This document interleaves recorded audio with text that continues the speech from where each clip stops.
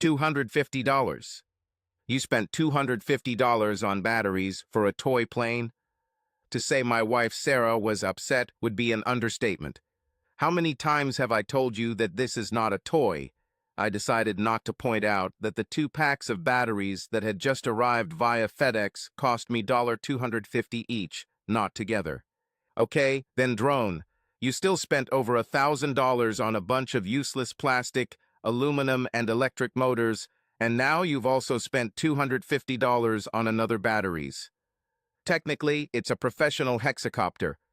I decided that correcting my wife by telling her that I had actually invested a little over $2,500 in this big spider-like structure might not be wise. I don't care what you call it, it's still a useless toy for you to spend money on that you could be saving for our vacation. It's not a completely useless thing. I've already been paid for 2 aerial photographs for 1 realtor, and I have 3 more scheduled in the next 2 weeks. 5 or 6 of these orders will recoup my investment, and the rest will be pure profit. If only your boss had at least a bit of brains, he would have taken me up on my offer. You could have had aerial photos of all your sites for half the price I offer other agencies. And if I had had this drone last year when Jefferson and Murphy were shot, we could catch the shooter before he hid his weapon somewhere in the woods, and we'd have more evidence of his guilt. And if I can sell this idea to several departments, I can retire early and make drones commercially. No matter what you say, you will never grow up anyway. You will always be a dreamer. If everything was as simple as you think, everyone would already be doing it. Well, I definitely appreciate your trust in my abilities. Trust? Ha, don't make me laugh. I don't know why everyone thinks you're so smart and can do anything you want. I remember that you used to think I was pretty smart, and I clearly remember you telling people that I could do anything I put my mind to, so maybe others' opinions of me aren't that far off the mark. Well, we've been married for 21 years, and you don't make much more than when we got married, so despite all your smartness, we don't seem to be doing very well, do we? Of course, she used her fingers to make quotation marks in the air when she said the word smartness. Even I earn twice as much as you. Still, my salary is enough to cover the mortgage and all the utilities. It's amazing how this works out, huh? Unfortunately, law enforcement is not a career that makes anyone rich, at least not an honest cop. You could get your degree and become a lawyer, and then we'd never have to worry about money. It didn't matter how much money I made, we'd still be scrounging for change 3 days before payday. How many pairs of shoes do you have in your closet, and how many of them have you worn more than twice? How many suits and handbags are in your closet before still with tags and will probably never be worn? And I saw a receipt from Ulta for over $200. How much makeup do you need to be a successful realtor? You've been hinting for 2 weeks that you want to trade in your 2-year-old car for a new model. My truck is 19 years old. You've had over half a dozen new cars since we got married, so don't complain to me about spending money. At least what I spend money on makes me a profit. My clothes and cosmetics give me a return on my investment. I need them for my career. Really? The only payoff I've seen is that you work late almost every evening and on weekends. We even canceled our plans for the 4th of July so you could help finish work at the office. I rarely see you, and when I see you're either unhappy or in a hurry to get out the door to do something.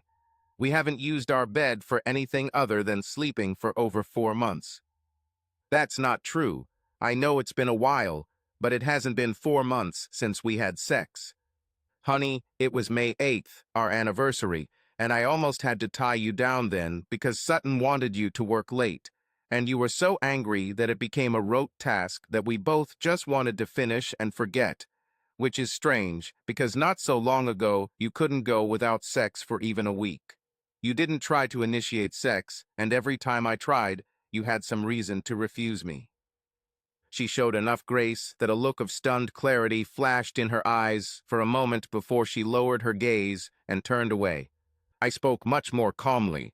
Listen, honey, it's been a long week, and we haven't done anything on a Saturday together in months. Why don't we fill up the tank tomorrow morning and go to the mountains? Maybe we'll go to Dolunga or Helen, maybe even to Blairsville or Murphy, and just spend the day exploring the tourist shops. I'm going with Jessica to her dad's to lay by the pool. I'm sure the expression of suppressed irritation on my face would be hard to misinterpret for anyone, but she didn't seem to notice it. This will be, what, the sixth weekend in a row that you've gone to lay with Jessica. Are these your priorities? Would you rather spend the day lying by the pool in Kingston with Jessica than spend the day with me in the mountains? Who else will be there? Someone still from the office. What, now you're going to tell me who I can and can't hang out with? You're going to decide how I should spend my time. I don't need your permission for anything, and I won't have to answer you before I decide. What do I want to do and with whom? You are absent at any time, and you want to ask me where I go. It's none of your business who I talk to. You were against Jessica from the very beginning. You never loved her, and you just want her. Ruin all my friendships so I can sit at home all day under your control and with no other people to spend time with.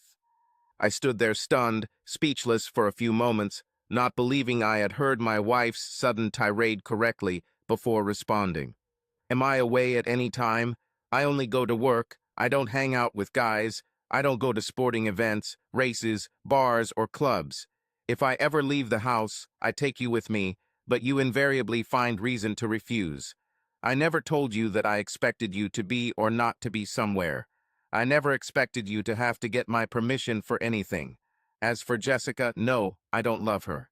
She's been divorced 3 times because she was caught cheating on each of her husbands, and I don't think she's the best example for a married woman, but I never tried to talk you out of being friends with her or spending time with her. You know what? Okay, go lay with Jessica tomorrow. I still need to test these new batteries and see how much extra flight time they give, and I know you're not interested in playing with toy planes.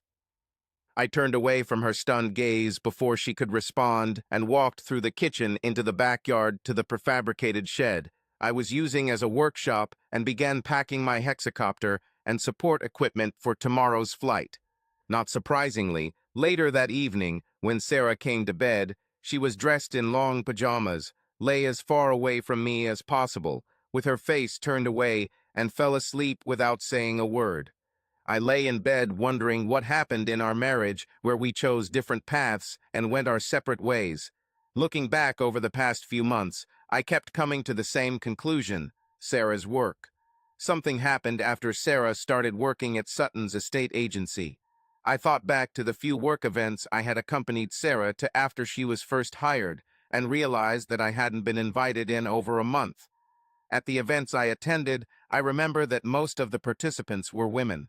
There were several husbands or boyfriends, and one slightly built, somewhat effeminate guy who seemed to be single, but the only other man was the agency owner, Paul Sutton, who introduced a blonde who looked no older than half his age and had clearly undergone surgery to improving appearance, like his wife Carmen. Paul was loud and brash, with an endless list of crude jokes and sarcastic comments, and an unpleasant lack of respect for personal space. He constantly leaned over and touched everyone, men and women, but never gave the impression that his contact was anything illicit. Most of the guests actively ignored him, and the only woman he paid special attention to was his wife. However, I knew that he and I would never become friends. I never trusted him in any capacity. Nothing suspicious happened at those events that would make me suspect that anyone from the agency was acting improperly. Even now, looking back and trying to remember something, nothing stood out to me. But undoubtedly, at the first meeting, Sarah introduced me to her colleagues with such a sense of pride in her husband and family, holding my hand tightly and smiling like a lovesick schoolgirl, never leaving me for more than a few minutes. But now, a little over 6 months later, she seemed to despise my presence. I tried to figure out what I could have done to ruin our relationship. Did I spend too much time at work? Working in law enforcement is a career that tends to destroy relationships. With the hours and stress, few survive long. High levels of stress not only affect the officer, who repeatedly faces extreme situations, often making life and death decisions in seconds or less, but also his or her partner, who sits at home, worrying whether this shift will be the one that will leave them alone. Not everyone who lives in such a relationship survives in the long term. But I couldn't remember anything that changed during that period of time, except for her work. I had worked in the same position at Sid for a few years before, and we had not had similar problems, so I didn't believe this could be the cause of our problems, so that brought me back to Sarah's job. I realized that we would have to discuss this situation, but after her outburst accusing me of being controlling, I was careful not to bring it up right away, so I decided to let it cool down a bit before bringing it up again. That night, sleep was rare and difficult to achieve, and I woke up just in time to find Sarah in the kitchen, dressed in a beach robe and putting towels and sunscreen into a large, colorful canvas bag on the kitchen counter. "What would you like me to buy for dinner today?" I asked. Without pausing to pack her beach bag or look my way, she replied, "You should probably take care of yourself today. Jessica and I are going shopping this afternoon and have a pedicure appointment, so we'll probably eat. While we're in town, maybe I'll even stay with her for the night if we drink wine." I didn't know if she was trying to provoke a reaction because of my obvious dislike of Jessica and her influence on my wife, but I decided not to give her the satisfaction of a remark. I just watched her glance at me before walking out the garage door and driving her 2-year-old Infinity out of the garage. I spent the next 2 hours in a quiet, introspective haze, pushing the mower around our backyard, my mind working like a trusty old single-stroke machine, never working very fast or hard, but working steadily and inexorably. I never thought I had any reason to doubt Sarah or her love and commitment to me and our marriage. I accepted that our relationship had lost the fire and urgency inherent in the first years of marriage, but for me it was like an old, familiar, and comfortable chair, a refuge where I could relax and not have to deal with the corrosive urgency that lived in the world, who I hugged as I put on my uniform and equipment before each shift at work. Maybe our marriage didn't offer the same comfort to Sarah, or maybe comfort wasn't what she needed. However, the truth that I began to realize was that Sarah no longer considered me a worthy husband. I didn't know if she was already intimate with another man, but I was no longer sure that such a possibility was so far from reality. But who could it be? She never mentioned anyone hell. She rarely told me anything at all unless it was necessary for communication. The only person she mentioned was... Wait. No. I released the safety lever on the mower handle, and the engine died when I suddenly felt the urgent need for a bottle of water. I stood in front of the open refrigerator, enjoying the cool air that came from it. This August morning was already threatening the late summer heat that often haunts Georgia residents, promising more of its affectionate attention as the afternoon approached. My thoughts turned back to Sarah and what had changed in her. Could she have changed that much in the past 6 months? I could not recall a single incident that even suggested that she had ever even considered the possibility of an intimate relationship with another woman. In fact, as far as I remember, she was always disgusted by it. No, I didn't believe it was possible, but it still didn't give me an answer to what was really going on. I decided to find out exactly where Jessica's father lived and decided that I would take lunch to stop by and maybe take both women out to dinner so that neither of them would have to worry about driving after drinking. Maybe Sarah will appreciate my inclusion of Jessica and feel less obligated to explain or interfere. I was sure both women would appreciate something from Chicken Salad Chick. I heard several women rave about the new restaurant in town, so I opened the Life 360 app on my phone to find Sarah's location. The only problem was that instead of her location, the app simply said, "Location paused since 7:55. Now my alarm bells were ringing, red flags were everywhere because something was wrong. Why did she turn off Life 360? Why was she hiding her location? She wouldn't have done this if she wasn't hiding something from me.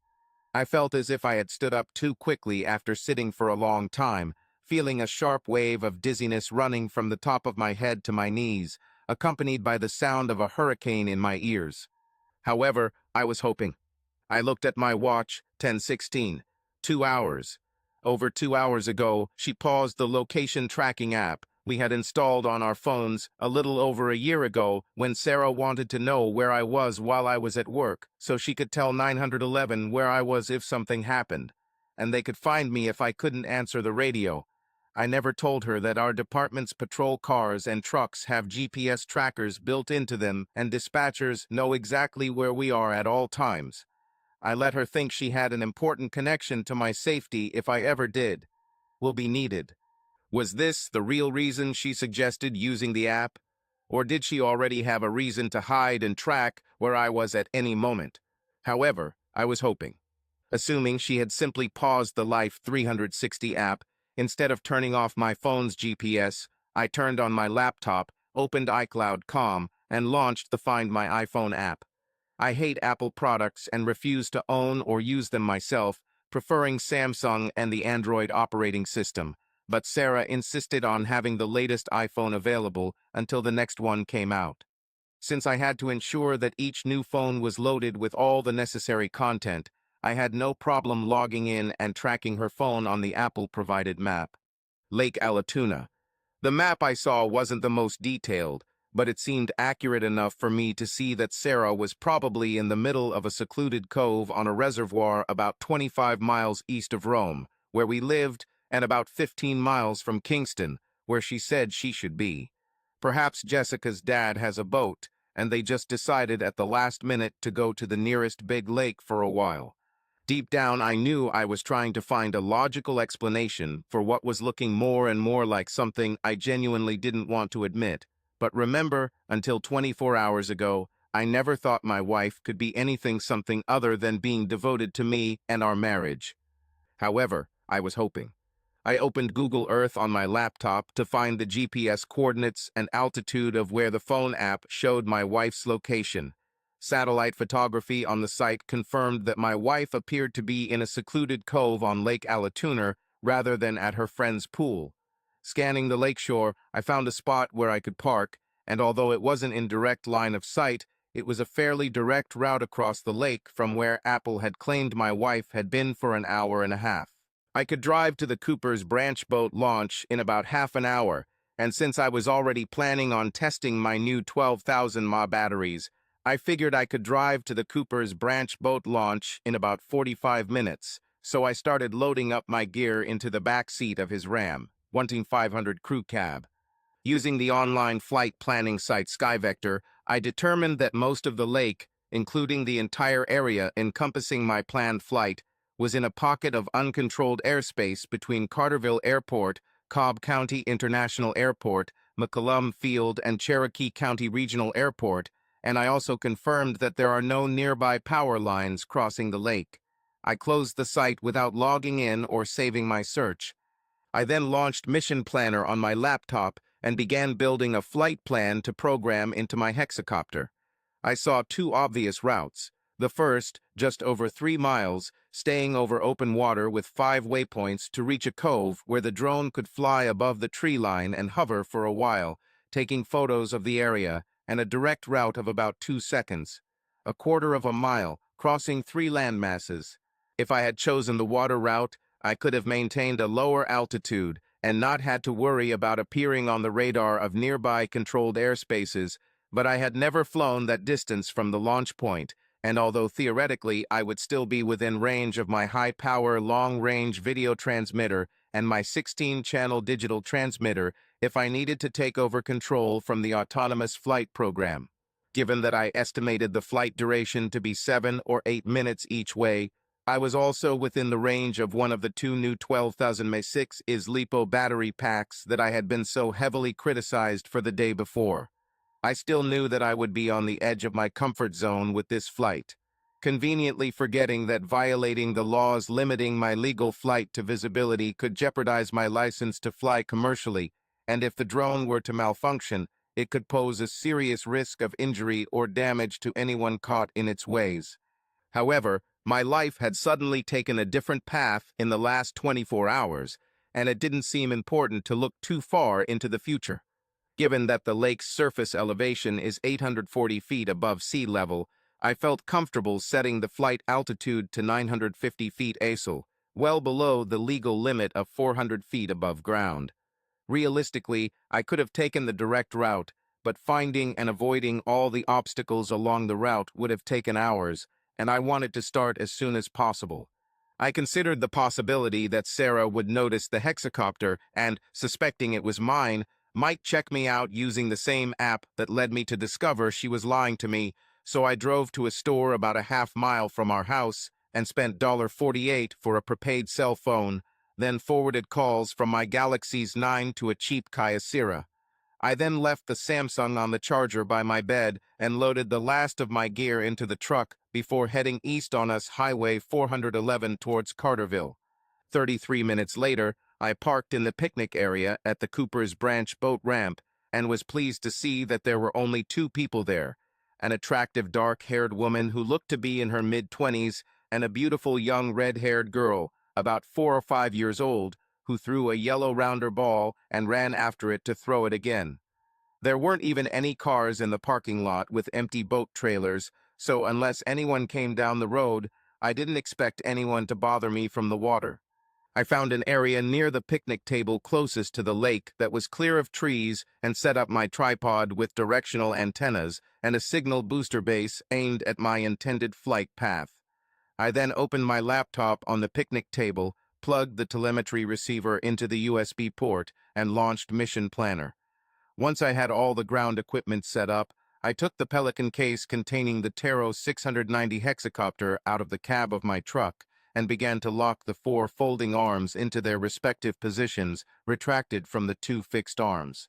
I attached the large, heavy battery pack to the Velcro strap on the bottom of the hexacopter's frame, then wrapped 2 nylon safety straps around it to make sure it was securely attached and couldn't accidentally fall off during flight.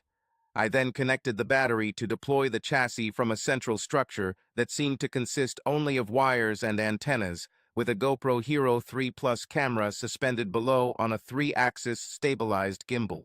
If this happened, the entire package would instantly be at the bottom of the lake, and since I was flying over the deepest part of the lake, the basin above the dam, that bottom was about 145 feet deep. There isn't much hope for recovery if that were to happen.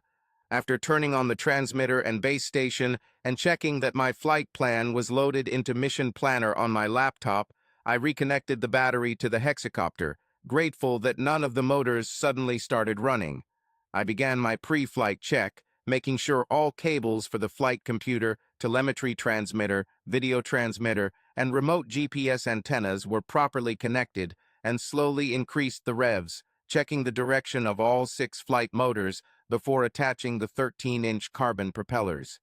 Once my pre-flight check was complete, I used onboard wireless telemetry to capture GPS coordinates from the drone and enter them into the Mission Planner, since the launch point was the only waypoint I couldn't get at home. Once that was done, I flashed the flight plan into the onboard autonomous flight computer and was finally ready to begin. As I was checking the video monitor on my base station for the signal being transmitted from the hexacopter, the clear, confident voice of the Pixie came from behind to the right. "What is that?" I turned and looked down into the clearest, brightest blue eyes I could imagine, and a wave of sadness washed over me and then disappeared. Instantly, I felt a lifetime with my daughter, watching her grow from a newborn baby to a confident young woman walking down the aisle of our church in a white veil and flowing dress, carrying a beautiful bouquet of freshly cut flowers, her eyes matching the ones that framed her perfectly. The curls of fiery hair of the child I had noticed when I arrived earlier. Of course, the memories I had just experienced of my growing daughter were not memories, but fantasies. Complications during the birth of our only son eliminated any possibility of having other children, so my dreams of raising a daughter remained just dreams. Even though having a daughter was one of my deepest and earliest desires, I never felt any regret after the surgeon told me that my wife was recovering and would be otherwise healthy. I was a happy man, excited about my new, growing family, and had nothing but miracles and love in store for our future. "Kate, I told you that you can watch what he does if you stay away and don't disturb him." Their blue eyes matched perfectly, mother and daughter. "She's not bothering me, I'm just trying out new equipment." I made sure my flight plan was successfully fed into the autopilot and launched the flight from my laptop.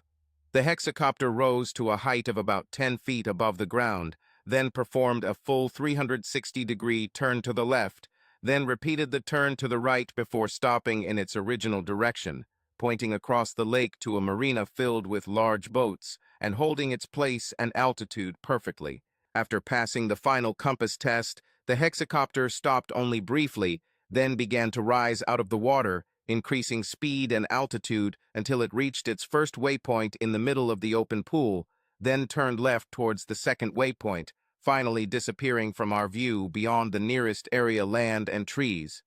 When I heard the woman's voice again, she was standing right behind me. "Are you sure Kate and I aren't disturbing you? If you need to be alone to focus on what you're doing, we can go back to our table." "No, you're not bothering me, but I'm afraid that I might not be the most pleasant company if I see what I'm afraid I'll see in about 8 minutes. What happened? Is everything okay? We should leave. If there's any trouble here, I have to protect my daughter." "No, you're safe. I discovered this morning that my wife's phone might be in the cove across the lake, and she told me she was going to lay by her friend's pool in Kingston. I've just noticed too many red flags lately, and I need to know something for sure before my imagination causes me more trouble than I can handle." As I said the last few words, I glanced to my right and saw a fleeting flash of sad understanding on her face.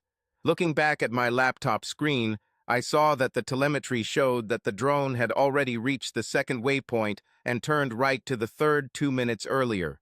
I felt a small hand on my left arm, and when I looked that way, I found Kate kneeling on the bench next to me, smiling and looking at the monitor, showing the video feed being transmitted back from the hexacopter. It's beautiful. It feels like I'm flying on an airplane. I couldn't help but smile at her innocence. As the drone approached the third waypoint, and realizing that the fourth waypoint would be reached in just a few seconds, I looked at the young mother and said, "If you open the lid of the toolbox in my truck, you should find a set of frisbee discs. Golf, why don't you take one and play with Miss Kate for a minute? If I'm not completely paranoid, she might not need to see this." "You're right. Kate, come to me for a moment, dear Mr." Then she looked at me and I replied, "Sean. Mr. Sean has something for us." Reluctantly, Kate turned and jumped off the bench, heading towards her mother, reaching out for the blue flying disc in her hand. I went back to my laptop and made sure the video stream was being recorded, noting that I still had 73% battery left. When the drone reached the fourth waypoint just outside the entrance to the bay, it began to climb until it reached 400 feet above ground level. I put on my Fat Shark FPV goggles so I could see the video better than the sun-drenched monitor and grabbed the transmitter. While I wasn't going to take control of the drone unless it was absolutely necessary, on this flight I wanted to take control of the camera gimbal to guide the camera as the hexacopter circled the bay. I programmed the drone to circle the bay, gradually descending from 400 feet above the ground to 200 feet, then circle again before turning around and returning to the launch point. When the video showed 2 pontoon boats moored in the bay, my heart sank like a hanged man's prize. Hope was gone. I heard a somewhat sad, "Oh no," behind me, and although I couldn't see her face with the FPV goggles, it was obvious that the young mother had seen on the dim monitor what I was seeing in high definition. I only hoped that Kate didn't see what her mother and I saw. 2 large pontoon boats were moored together at the western corner of the bay, and I saw 3 naked women and 7 naked men engaged in sex. I was able to identify my wife, Jessica, and Carmen among the women, but the only man I recognized was Paul Sutton. As I continued to keep the camera trained on the debauchery below, a voice behind me asked, "Is one of them your wife?" "Yes." "Are you absolutely sure?" At that moment, Sarah looked at the drone she had just noticed moving about 100 yards away at the entrance to the bay and stood up, breaking away from the man. "Yes, sure." I removed the FPV goggles, disconnected the battery, and carefully placed them back in the protective case. I figured I had no more than a minute to get ready and make sure the new mother knew not to tell Kate when the call came. This took less time than I expected, as the new phone was ringing almost immediately. In the calmest voice I could muster, I replied, "Hello." "Hey, Sean, what did you have planned for tonight, for dinner?" I was thinking of just grilling myself a burger and messing around in the workshop until I wanted to go to bed. "What are you doing now?" "Just finished mowing the backyard. I'll probably go get some gas and mow the front." "So, are you still home?" "Yes, what? Did I forget something?" "You were just talking about testing your new batteries last night, and I thought you could do something about it." "Batteries are charging now. I'll probably fly around the yard to see how long these last compared to my other batteries while the grill heats up." "Fine." "Sarah, is everything okay? You sound weird. Is something going on? Do I need to come to Kingston to pick you up?" "No, it's okay," she replied a little too warily. "I was just laying here in the sun and wanted to make sure you had something to eat tonight." "It's interesting. Why are you suddenly concerned about my well-being when you haven't spoken to me normally in months? Why this change in mood?" "I was just laying here and thinking about our conversations last night and this morning, and I felt like maybe we should try to get back on the same page as before." "Justice, Sarah." "Yeah, if you still want, next week, next Saturday, maybe we can go to the mountains like you wanted today. Maybe find an Airbnb and stay the night. That would be nice, right? Why don't I get you a change of clothes and come get you, and we can have a nice dinner tonight? I can jump in the shower and be there in 30 minutes. "No, we still have the procedure scheduled for this afternoon, and we will lose the deposit if we cancel this late. We can do it next week." "Let's see." Then I ended the call. "Well, did she find out it was you?" I cleared my suddenly dry throat and looked at her. "I don't know. I don't think so. I think she may see this as a bad omen, an example of what could happen to my toy, and that she may have just gotten away with it. She believes, or at least wants to believe, I'm home because the first thing she did after seeing the drone was check the Life 360 app on her phone to see where I was." Seeing the look of confusion on the young mother's face, I picked up my cheap Kyocera prepaid phone. "I bought it at the convenience store this morning. My real phone is on charge at home, and I forwarded calls from it to this one." Ah, cunning. I knew that if she was smart enough to pause location sharing on her phone, she would certainly check where I was if she saw a drone. Now I'm glad I thought of that, otherwise I would have just lost that piece of uncertainty. Which she has. I just did something for the first time in over 20 years, and I don't know how I did it. I lied to my wife. I'm the worst liar in the world. Until that moment, I didn't believe I could lie convincingly. To save my life, but I did it, and it felt too natural, in fact. I thought it was strange that someone who has and understands all this technology would carry such a phone, she said with a slight smile. I simply nodded and responded with my half-serious smile. I was sitting quietly, planning what I needed to do next, when the energetic girl's voice sounded again. "He's coming back. I see him, I see him. He's coming back."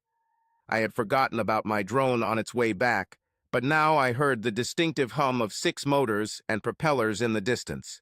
Glancing at the laptop screen, I noticed that the battery level was still 37%, just before the drone drifted into a solid hover position, then descended and landed on the ground less than 2 feet from where it had taken off just a bit, more than 20 minutes ago. I completed and erased the flight plan from the mission planner and began disassembling my base station and packing it and the rest of my gear. During the post-flight check, Kate stood next to me and asked, "What glasses were you wearing?" "I looked at you and couldn't see your eyes. How do you see through them?" "It's like my own secret movie theater. They let me see what my drone sees." "Do you want to watch it?" I asked, looking questioningly at her mother, who nodded in my direction. "Yes, yes, yes," Kate screamed excitedly, jumping up and down. "Well, I just have a few minutes left on this battery. Why don't we fly around the picnic tables?" Of course, Kate was not going to give up such an adventure. I told her that she would need to sit on her mom's lap because the glasses might make her dizzy, and I didn't want her to fall if that happened. You know, Kate, remember when you said that watching the monitor screen felt like you were flying on an airplane? Yes, sir. Well, when you look through these glasses, you'll really feel like you're in it. I connected the battery to the FPV goggles and adjusted the strap to better fit Kate's head and asked if she was ready. I then turned the transmitter back on and connected the battery to the hexacopter. After I asked Kate again if she was ready, I activated the drone's flight controller and moved the left stick forward slightly, causing the drone to take off when the motors reached the desired speed. Kate's exclamation of admiration brought a smile to my face, even as my heart felt like it was pumping not blood but molten lead. I did a few laps around the picnic area and parking lot before Kate ripped the FPV goggles off her face and insisted her mother put them on and fly in Mr. Podshaw's plane. I brought the hexacopter back and landed it on the lowered tailgate of my truck and began preparing it to go back into the Pelican case and put my transmitter back in its case. Once all my gear was packed into the back seat of my truck, I turned to a young mother and her energetic daughter standing next to the picnic table where my gear had been laid out just 10 minutes earlier. The young mother and I spoke at the same time. Thank you. Thank you. I cast a questioning glance at the young mother, and she began to speak. I don't know why we came here today. We've never been here before, and I'm shocked that Kate even spoke to you, let alone that she approached you first. But most of all, I don't know. Why didn't I grab Kate and drive away as soon as I saw you get out of your truck? But you looked so lost and confused that I felt like you were in too much pain of your own for me to be afraid that you caused us some pain. And I don't know why I'm going to do what I'm going to do the most, because I know you're not thinking about anything other than the fact that someone just pulled the lever on of your life and flushed everything you thought you knew down the toilet. But I want to thank you for making Kate special for the last hour. She has never been shown positive attention by any man, and you just showed me that. There may still be hope for us. My name is Samantha Kelly, but people usually call me Sam. The sudden burst of dizziness came as a surprise. My face must have paled because Samantha's expression immediately showed concern until I raised my right hand, palm facing her, and shook my head. Are you okay? I'm fine. If we had more time, I would explain it to you, but it doesn't matter, really. I really didn't want to open a can of worms about explaining my sudden burst of fantasy when I first saw Kate's eyes and linking it to the fact that I had a name for my future daughter long before I met my wife and we got married young. My daughter was destined to be named Samantha Caitlin. Samantha watched me for a few moments, then reached for the prepaid phone in my left hand. Don't use this one because I know you'll just throw it away after you get home, but before you do, put this number in your real phone, and when you're ready to talk to someone, send it to me so I can have your number too. I extended my hand to her phone. Let me see your phone. As I added a new contact to her Samsung Galaxy's 9, I couldn't suppress a half-serious smile. Thank you, Samantha. I'm glad you and Kate were here today. I'm glad you didn't run away when you saw me drive up, and I'm especially glad Miss Kate spoke to me first. I swear this girl's smile could bring peace to the world. I'm not sure how I would cope if I was here alone, so thanks for that too. When can I fly on a plane again, Mr. Sean? I don't know, Miss Kate, but maybe someday. I climbed into the driver's seat of my truck and spoke to Samantha through the open passenger window. I need to start some things. I have about 10,000 thoughts in my head, and I know that in a few days or a week, I will need to talk to someone then about what's going on. It would be nice to talk to someone who hasn't known Sarah or me for years, who might have a fresh, objective perspective. And if you're really interested in talking, I'd like to give you a call. I don't know how objective I can be for several reasons, but unfortunately I know firsthand how you feel, and I can definitely tell you what to expect in the coming weeks. I hope you decide to call. I'd love to hear from you. Just remember that no matter how painful you are right now, and it will get worse before it gets better, remember to think things through before making long-term decisions. But if you do it too quickly without thinking it through, you could spend months or longer doubting yourself. I have a question for you, Samantha. Do nail salons make you leave a deposit when you sign up? None of the ones I ever used. They were all just places to go. I never even booked in advance. Thank you, Samantha, again. Stay safe, and I'll talk to you next week. I stopped at the butcher shop on Main Street in Cartersville and bought a 2-inch ribeye steak before heading home, deciding that if my life was going to take a new course, I would try to enjoy every turn. I sat on an Adirondack chair on the back deck, waiting for the coals in the grill to be ready and reflecting on the events of the last few days. I began to remember more closely the small, seemingly insignificant events that had happened over the past few months. The changes were so gradual that I missed them. I noticed a decline in our sex life. Indeed, I discussed this topic with Sarah on several occasions, but in response I received only excuses for being tired and stressed at work. In fact, it had been several years since we had shared those intense sexual encounters that were so common at the beginning of our relationship. I had sincerely come to terms with the possibility that our marriage had simply reached the point where the fire of passion had turned to embers, and secretly hoped that now that our son had left home, we would have a better opportunity to recapture the passion we had at the beginning of the marriage, but my optimism gradually faded away. No, now this optimism is dead and buried. My marriage was over, and it was a foregone conclusion, but I was contemplating my options. Just file a formal lawsuit and leave to start a new phase of my life, or leave a few smoking craters on my way out. Was I prepared for a confrontation with Sarah as soon as she returned home, or should I wait until everything I had planned was started, or at least ready to be implemented before the inevitable confrontation occurred? I wanted to talk to Donovan, our son, who is serving on a U.S. Navy nuclear submarine, but he was on a mission and could be in any ocean on the planet, and we might not have contact for up to 6 months, so I wasn't sure when he will receive a non-emergency message from home. Where will I live? I never liked the house that Sarah fell in love with when we got married, but I would be happy living in a cabin, and the 25-year mortgage was due in less than 5 years, so we had a significant amount of capital that would be needed to divide in the upcoming divorce. Regardless, I knew I would never live in an apartment complex or anywhere near the city again. I will find a house in the countryside, maybe an old country house that I could renovate, with a few acres of land, or maybe a lot on one of the rivers or lakes in the area where I could build a boathouse to store the replica I was building, 1939 Chris Craft barrel-back mahogany runabout. If I decide not to stay in my current department, I might even move to the mountains of northern Georgia and find a spot on a trout river. No, despite the misfortune that I was going to experience in the near future, when it passes, I will become happy again. And again, I will be happy with my position in life.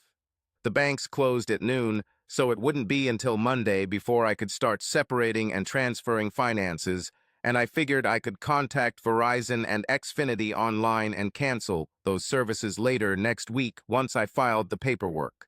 The first step I definitely should have taken was to call Ted and ask him to draft the divorce petition and file it as soon as possible after court opened. Monday, if possible. As I dialed Ted's cell phone number, I braced myself for his inevitable surprise. As far as I knew, no one expected such betrayal from Sarah or me, and neither did I. But I knew that if Sarah had been involved in such activity for almost 6 months, someone must have had some. Then suspicions. I found it hard to believe that she could keep something so big completely a secret from everyone, so I decided that maybe I should make a few more calls to see what others might have figured out that I missed. Sean, what's up, buddy? Are you ready to go fishing? I still have a cabin in Sashes, and I pulled some amazing rainbow trout out of the Toccoa River this year. Soon, maybe even sooner than I thought, to be honest. No, this is a personal professional call. Personal and professional sounds a little ominous. Hopefully nothing happened at work. I haven't heard anything on the news yet, so that's a good sign, I guess. No, not at work, although I don't think even that would be as painful as what I need from you right now. Not Sarah. Please say it's not Sarah. I'm sorry. I guarantee you won't wish this were wrong any more than I do. But yes, it's Sarah. I need you to file your claim as soon as you can, Monday morning if possible. I want to keep things as quick and clean as possible. At least if you're willing to take on a case like this, I know you mostly do criminal defense. Hell, I don't even remember you ever talking about what you did. Divorces. These days, I don't usually take cases other than criminal defense, but until 10 or 12 years ago, divorces were my main job. I'll take care of everything for you. Let's just find out what terms you want, and I really need to know what happened to lead you to this. I think before I take this case, I need to know if this is related to something she did, or if you just found someone else and think the grass is greener. So, I'll probably refer you to another lawyer. No, I've never wanted anything from anyone other than Sarah since the first time I saw her. I have evidence that she was between two guys on a boat on Lake Allatoona today, and I'm sure that's it. It's been going on for a while now, maybe at least 6 weeks or so. Between two guys, do you mean intimate contact with another man, or, if that phrase means what I think it means, with men? Undeniable evidence, not something that someone misunderstood or someone is trying to give you false information because of personal problems with you or her for that matter. Undeniable, absolute, certain, proof beyond a shadow of a doubt. I have a video of this happening today, a few hours ago. How did you get the video? Who gave it to you? I recorded it myself using the hexacopter I built after the shooting last year, the one my chief and I were trying to convince the county commissioners to budget for the department. I see. Well, we'll have to look into the legalities of obtaining this video without a search warrant, but I'm assuming an experienced detective has already looked into those requirements, right? Yes, they were out in the open on the decks of two pontoon boats tied together, in a cove on a lake with public access in daylight, clearly visible to anyone who decided to drive by on a boat or other watercraft or fly by in a small aircraft.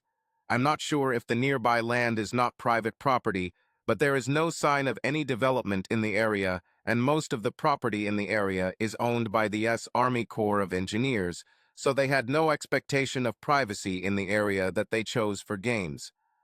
Well, if this is all true, then there shouldn't be a problem with the video, of course. The rules of evidence are not quite the same for civil law as they are for criminal cases. Still, it's good that you stuck to the law in what you got. That's good a habit for a detective. Of course, you would make my job easier if you sometimes forgot about the rules in your professional activities, Ted jokes. Sorry, I'm just trying to relieve the tension a little. So let's talk about the division of assets. What do you want to get out of this breakup? Equal division of assets. My personal items go with me, hers goes with her. 5,050 joint savings and checking accounts and no alimony since she makes twice my salary. We have a house and property to appraise, and she can either pay, I'll get half the cost, and I'll sign a waiver, or we can sell it and split the proceeds equally. We each keep our retirement savings, and since our son is grown and in the military, we don't have to worry about child support. Remember nothing else except cars and small things like cell phones. We each keep ours and take on our own responsibilities. I don't want to pay another cent for her, and I don't want anything from her. I would like to explore what we can do. Do against Sutton, although I don't have any evidence to support this idea. I'm sure it started with him. If he's not the main reason for what Sarah did, then he's certainly the impetus that started it. I think you're talking about an alienation of affection claim, right? Alienation of affection arose from old laws where women were viewed as property belonging to their husband, allowing the aggrieved husband to punish someone who had stolen his property. Georgia doesn't recognize it. In fact, very few states recognize it now. Well, this is interesting. Welcome to the brave new world, where people are free to do as they please. You have to love the legal system. Just get started, and we'll see what happens. This is more than fair, at least on paper. I will begin. Thanks, I appreciate it. How much do you need for the advance? I'll give you family rates, don't worry about it. Look, I don't want to seem ungrateful. I appreciate your help more than you can imagine, but I can't allow you to treat me differently than everyone else, and that should never affect, either positively or negatively, any case I'm investigating where you might have influence on the defense. I cannot risk the integrity of any case in which I am involved. This is a line I am not prepared to cross under any circumstances. I won't say that this opportunity doesn't appeal to me, but despite what you may think, not all lawyers are low-grade scoundrels. Strong ethics are also very important to me. I will give you the best possible representation, and you will find that my services will be very accessible, and this will never be an issue between us in the future except as an act of friendship. Thank you, I replied. Hey, don't get me wrong, I'm not an asshole, but I need to see the video you were talking about. We might need it for negotiations. Yes, I know. I'll email it to you now. Let me get my laptop from home. From home? Where are you? I'm on the patio waiting for the grill to heat up. I bought a ribeye from Findlay, and I'm going to heat it up for dinner on the patio tonight.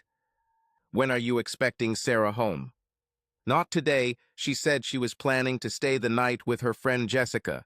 I think they have other plans, maybe on the lake. At least I'm not expecting her today, unless she gets scared enough today to change her plans, I replied. Well, how about I get myself a steak and come over to your place? We can watch the video together and not have to email it.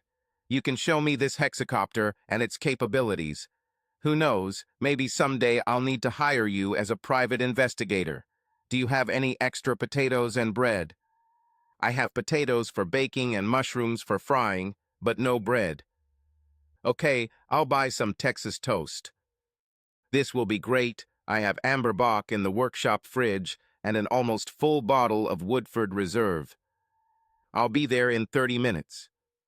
By then the coals were almost white, and I knew they would burn out before Ted arrived, so I added another half packet of coal to the grill, then went into the kitchen to wash, salt, and wrap another large potato with aluminum foil, and took them out along with plates and cutlery on a set table on the terrace near the grill. I checked the grill again and noticed that the new charcoal briquettes were already starting to turn white, so I placed them under the left third of the grill, added a grate, placed 2 wrapped potatoes on the cooler right third, and closed the lid. Once the potatoes were ready, I brought my laptop from home and my Taro 690 and FR Sky Horus transmitter from the workshop and prepared them for flight on the table. When Ted arrived, we prepared our steaks with oil, salt, coarse black pepper, minced garlic, and a little onion powder, and started cooking them on the hottest part of the grill.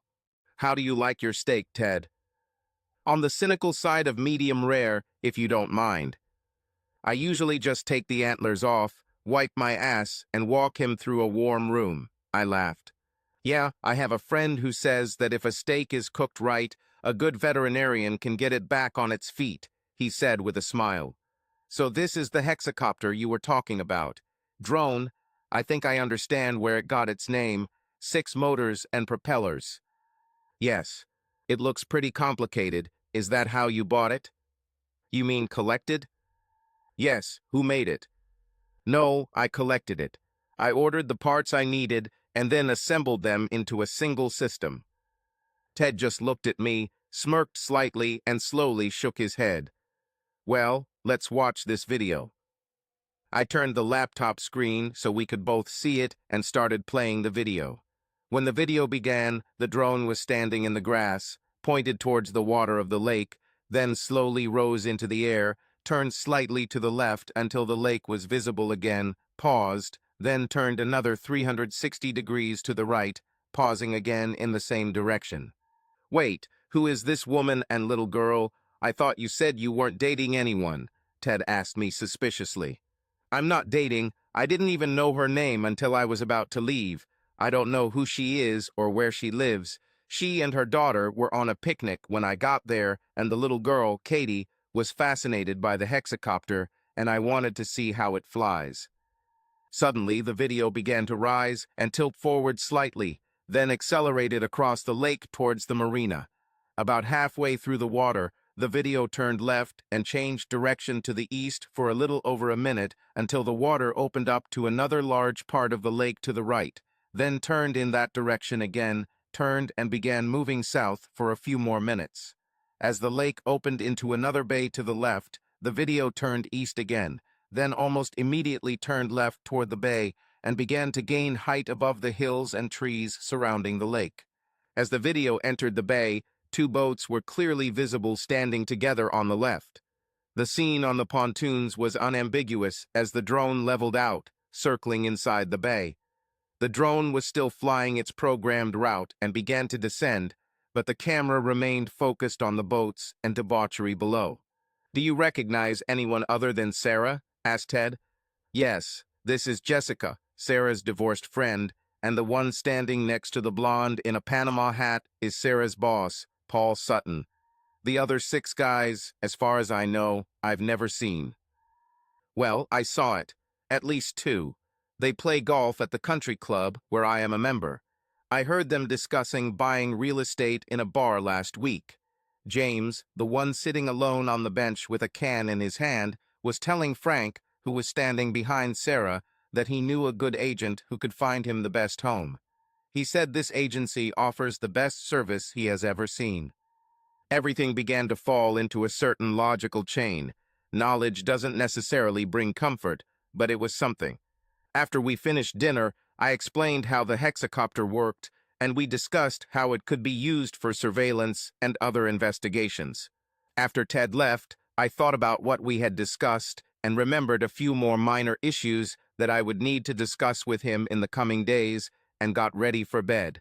That night, I slept alone. I really didn't expect Sarah to come home, and I realized that I didn't care. This bothered me, and I began to wonder, why wasn't I crushed by Sarah's betrayal? Earlier in the day, when I saw the overwhelming evidence of Sarah's actions, I felt sick, but now I felt more numb than anything else. How could I so quickly and easily lose love for the woman I spent more than 20 years with? Why didn't I notice the obvious signs earlier? They've become increasingly clearer, especially over the past month, now that I've given it some serious thought. During one of the investigative blocks involving interviews and interrogations, instructors emphasized that you should not use these techniques on your loved ones or family members for several reasons. First, the techniques are less effective when used on someone who is very comfortable in your presence. The underlying tension that arises in a police interaction with someone who may be a suspect for something he would rather be aware of without anyone knowing is a significant catalyst that allows his repressed guilt to become more apparent. In fact, often these techniques result in false returns and indicate the opposite of what they are theoretically supposed to show when used on someone who is very comfortable with the examiner. And of course, no man wants to believe that his partner would ever lie and betray him with someone else. But when he is faced with overwhelming evidence that such a betrayal actually occurred, he has 2 options. Some might say there are more than 2 options, but I don't think so. Firstly, he can accept the betrayal and stay, make peace with the offender, and either hope that she will not stumble again or agree with her behavior. Or second, he could admit what happened and walk away, leaving her to face the consequences of her decisions. I have to admit that there is a certain temptation to just give in to anger and leave behind a scorched earth with smoking craters, but I prefer a more tactical approach than carpet bombing everything. And I was absolutely not prepared to stay and wait to see if she would beg for forgiveness and then count down the days and hours until the next betrayal. No, if she consciously decided to cheat now, she will do it again, and I will not live in such an environment. This trip is over, it's time to move on. I woke up much earlier than usual on Sunday morning, or maybe I didn't sleep much at all. Either way, I was up before dawn and started packing everything I wanted to take with me when moving. As the sun began to shine through the windows on the east side of the house, I stopped to make a quick breakfast of bacon, eggs, and buttered toasted wheat bread. While I was eating, I called one of my old, close friends, Jim Wheeler, the detective who works with me, and told him what happened. He was just as stunned as I expected. During our conversation, I told him where Sarah worked and that I had caught her cheating, that I now believe she had been cheating on me for at least 6 weeks and possibly as long as 4 months. I also told him that I had already started packing my things and planned to move as soon as I found somewhere else to stay, at least temporarily, even if it was a motel. "Are you saying Sarah works at Sutton Real Estate? On Broad Street? Paul Sutton, right?" Yeah, she's been working there for about 6 months. You need to talk to Detective Conrad from the city. Stephanie Conrad? Yes, I know her. We didn't talk often, but I saw her and we exchanged greetings. Why should I talk to her? You just need to meet. She needs to see this video you made. I'll send you her contact information. Call her right after we hang up. Okay, I'll call and find out if she's working today or on call. I said, no, she's at home now. You should get her card soon. I just sent it to your phone. My phone emitted a text notification, and I saved the included information as a new contact in my contacts list. She just arrived. I saved her in my contact list. I'll call you as soon as we're done. So what's the matter with Conrad? How do you have her contact information on the quick button? And how do you know what she is doing on her day off? And why do I need to show her my video? She and I went on dates a couple of times before I started dating Rachel, that's all, and she's been investigating Sutton Real Estate for a couple of months now. He is rumored to be running a brothel out of his office to attract more sales, and if the information you have is accurate, then the rumor may be a little weak to tell the story. Okay, I need a few more calls. I need to find somewhere to stay until I find a permanent place. And yes, I will call Conrad. Great, but do you know David Hunter? Yes, day shift sergeant. Yeah, I think he was saying the other day that he has a house on a lake or a camper somewhere near you, Harley, that he wants to rent out. Give him a call. It might be perfect for you until you find something permanent. Thank you, I replied. I appreciate all your help.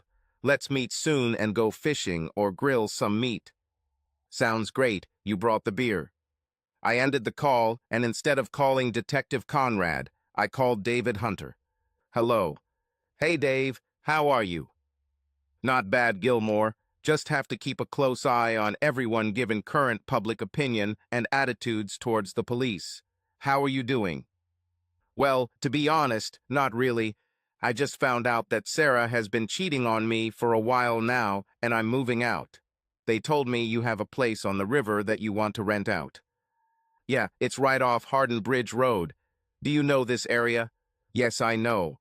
I don't know how long I'll stay, just until I find something more permanent, I guess.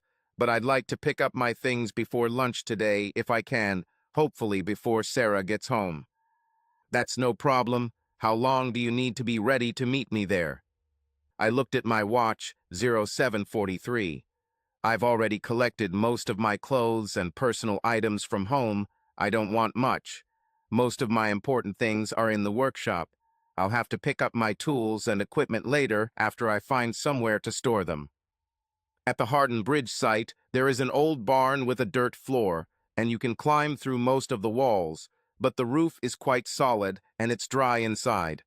There's no electricity, but you can store your tools and anything else that won't fit in the camper until you find another place. Sounds great. I can be there in an hour to meet you and get the keys if it's not too early for you. I ended the conversation after he gave me the address and directions to an unmarked gate on the property. When I arrived, Dave was standing at a cattle gate that led through a fence line overgrown with blackberries, honeysuckle, and eastern red cedars into a small clearing adjacent to what appeared to be an old house, although the house itself had long since burned down or been destroyed in another way. He led me across the clearing, along an almost invisible path, and about 50 yards into the tree line on the opposite side. Hidden in a grove of trees sat a remarkably modern and well-kept 25-foot camper with 2 slide-outs and a retractable awning. The camper was right on the riverbank, about 20 feet above the surface of the water. When I got out of the truck and shook Dave's hand, I said, "Damn, I might decide to stay here. It's beautiful." Well, I might be inclined to sell the whole property if someone twists my arm just right. I've thought about it for years, but I just couldn't let someone I don't know and trust take my place as a parent. If you're serious, maybe we can talk once I'm done with this case I'm working on in the next few weeks. No problem. Here are your keys. The rent covers the electricity, but you will have to fill up the propane tanks for the heater and stove. The water is from a well 250 feet deep and is clear and sweet. Let me show you the gray water tank behind me. There's no septic tank here. When it's almost full, you can simply disconnect that hose and it's ready to go. You can pour it out on the site next to the boat station. Removal is free. It belongs to the county. Thanks, I need to get this load off my chest and try to get as much of my tools and equipment as I can before Sarah gets home. When I meet her, I would prefer not to return to the house more often than necessary. Honestly, I don't trust myself. I'm too calm about it, and it worries me. I'm pretty good at compartmentalizing and controlling my anger, but I'd rather not take any more risks than necessary.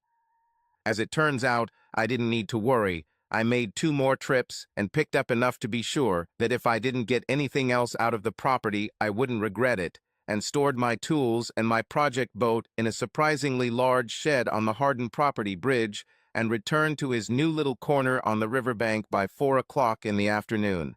I still haven't heard anything from Sarah. As I sat in a folding chair by a circle of stones surrounding a small fire, sipping amber bock and watching the water flow below, I remembered that I promised to call Stephanie Conrad, so I picked up the phone and found her contact to call. Hello. Hi, Detective Conrad. How are you this evening? Gilmore? Wheeler said you'd call, but I was expecting a call a couple of hours ago. Yes, sorry about that. I was moving today and didn't have the opportunity earlier. He didn't give me many details. He said you'll explain everything, but he said you have a video that I need to see urgently. Said it was related to one of my active investigations. That's what he told me too. I can meet you tomorrow, either at your office, or we can meet for lunch somewhere if you prefer.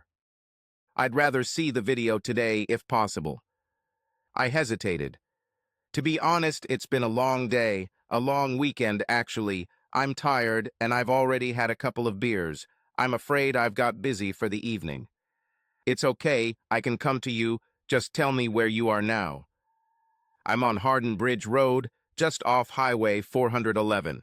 Do you think you can find it that far outside of town? I asked, smiling to myself. Yes, smart guy, we have Google Maps, and we can actually find the places we need these days. We both laughed briefly before she spoke again. You've already had dinner? Not yet, I replied. I wasn't in the mood today, and I need to go to the store before I can plan anything resembling a menu. Okay, I'll be there in an hour. Call me when you turn into Hardin Bridge, and I'll meet you at the gate on the right side of the road, about 2.5 miles from the 4-lane highway. An hour and 20 minutes later, I closed the gate behind a white Ford Expedition that might have been 6 or 7 years old and led it to my trailer on the river. The petite beauty who stepped out of the driver's door looked stunning in tight jeans that did not hide her almost perfect figure and a loose pullover that took the task of camouflage much more seriously than jeans. Her shoulder-length hair and bright green eyes caught and held my attention as she reached back into the truck and pulled out a yellow box and a pack of Guinness Stout. I hope you like Cajun fried chicken and real beer. I didn't think you'd drink light beer. Now that I'm here, I hope my assessment was correct. I smiled. I don't drink beer often, but when I do, the lightest I can handle is Ewingling. I had amber bock this evening, but I love a good stout. We went to the camper to eat without the company of mosquitoes and midges that wanted to annoy us while we ate. After the meal, Stephanie asked me what I knew about her investigation of Sutton real estate. Practically nothing. I only found out this morning that you or someone else is even conducting business for the agency. My wife works there, and I found out this weekend that she has been cheating on me for a while now. Stephanie's face went pale, and she said, "Oh hell, not Sarah Gilmore." I didn't connect it. She looked down at the table for a few seconds, then looked back up at me and continued, "Yeah, I guess she's been cheating on you for almost a month now, as far as I can tell. I think they've been preparing her for this for months, trying to get her into their system. I'm pretty sure she fully joined 3 weeks ago at a party with some agency clients." Looking out the window, listening to Stephanie hammer the final nails into the coffin that now held my marriage, I replied, "She spent the last 6 Saturdays with Jessica Walker at her father's house in Kingston. At least that's what she told me. Stephanie stood up and went to the refrigerator, returning with 2 more cans of Guinness, passing one to me, and we both filled our glasses from the cans. That may be what she did the first 3 of those weekends, but I'm pretty sure she spent the next 2 having fun with the other women from the estate agency. And you're saying she did it again this weekend? Yes, on several pontoon boats in a bay on Lake Allatoona. Well, that makes sense. I didn't get any reports of them doing anything in town this weekend. She seemed lost in thought for a few seconds, then spoke without looking up from the table, twirling a can of Guinness between her hands. My case is coming together, and I don't see how I can isolate your wife when I file charges. She already has the bare minimum. 6 charges with her name on them. What charges are we talking about?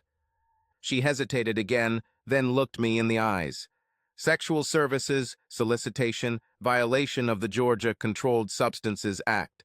Perhaps more as data and evidence are analyzed. She will be brought in with the rest, just as guilty as everyone else. Her eyes showed sad sympathy for me and my memories of a happy time. Isolate her? I asked. I'm not asking you to isolate her. I'm telling you that you can start with her if you want. I have no interest in protecting her. She made her choice. Let her bear the consequences. Stephanie sat still for a moment, then nodded once and asked me to show her the video. When the video ended, I saved a copy on a spare flash drive from my instructor bag and gave it to her. She said that as a single piece of evidence without real context, it wasn't very strong for her investigation, but when combined with other information she had documented, it was quite devastating as it was the most explicit of all the videos or photos she had collected so far. She briefed me on her investigation, beginning with a complaint from a rival real estate agent who said a potential client had asked her if she would be willing to sweeten the deal to secure a sale, as Sutton's agency does. When the agent asked what the client meant, he explained that she should know what he was talking about, and that all successful sales agents are women because they are able to perform sexual acts to secure a sale. After an agent kicked a client out of her office, she called the police to report the incident and Stephanie was assigned to the case. The investigation she launched ultimately revealed that Sutton was distributing substances and also running a small sex trafficking ring under the guise of a real estate agency. So far, it has included 3 other agencies in its upcoming warrant applications. She and her investigations captain worked with the district attorney, trying to decide how to proceed with the charges against everyone involved. They were trying to decide how to deal with the chaos that would undoubtedly ensue in the community, affecting other agency clients, when the nature of the warrants was eventually revealed, since while most sales were likely concluded without the use of sexual coercion, doubts that, likely to arise in those innocent families, may lead to an increase in calls about domestic disputes. She said both investigators and prosecutors are ready to begin the warrant process within a week or 2, and with this video, she believed they would be ready to begin. It was getting late, and we had finished the remaining amber bock and about half of the Guinness she had brought.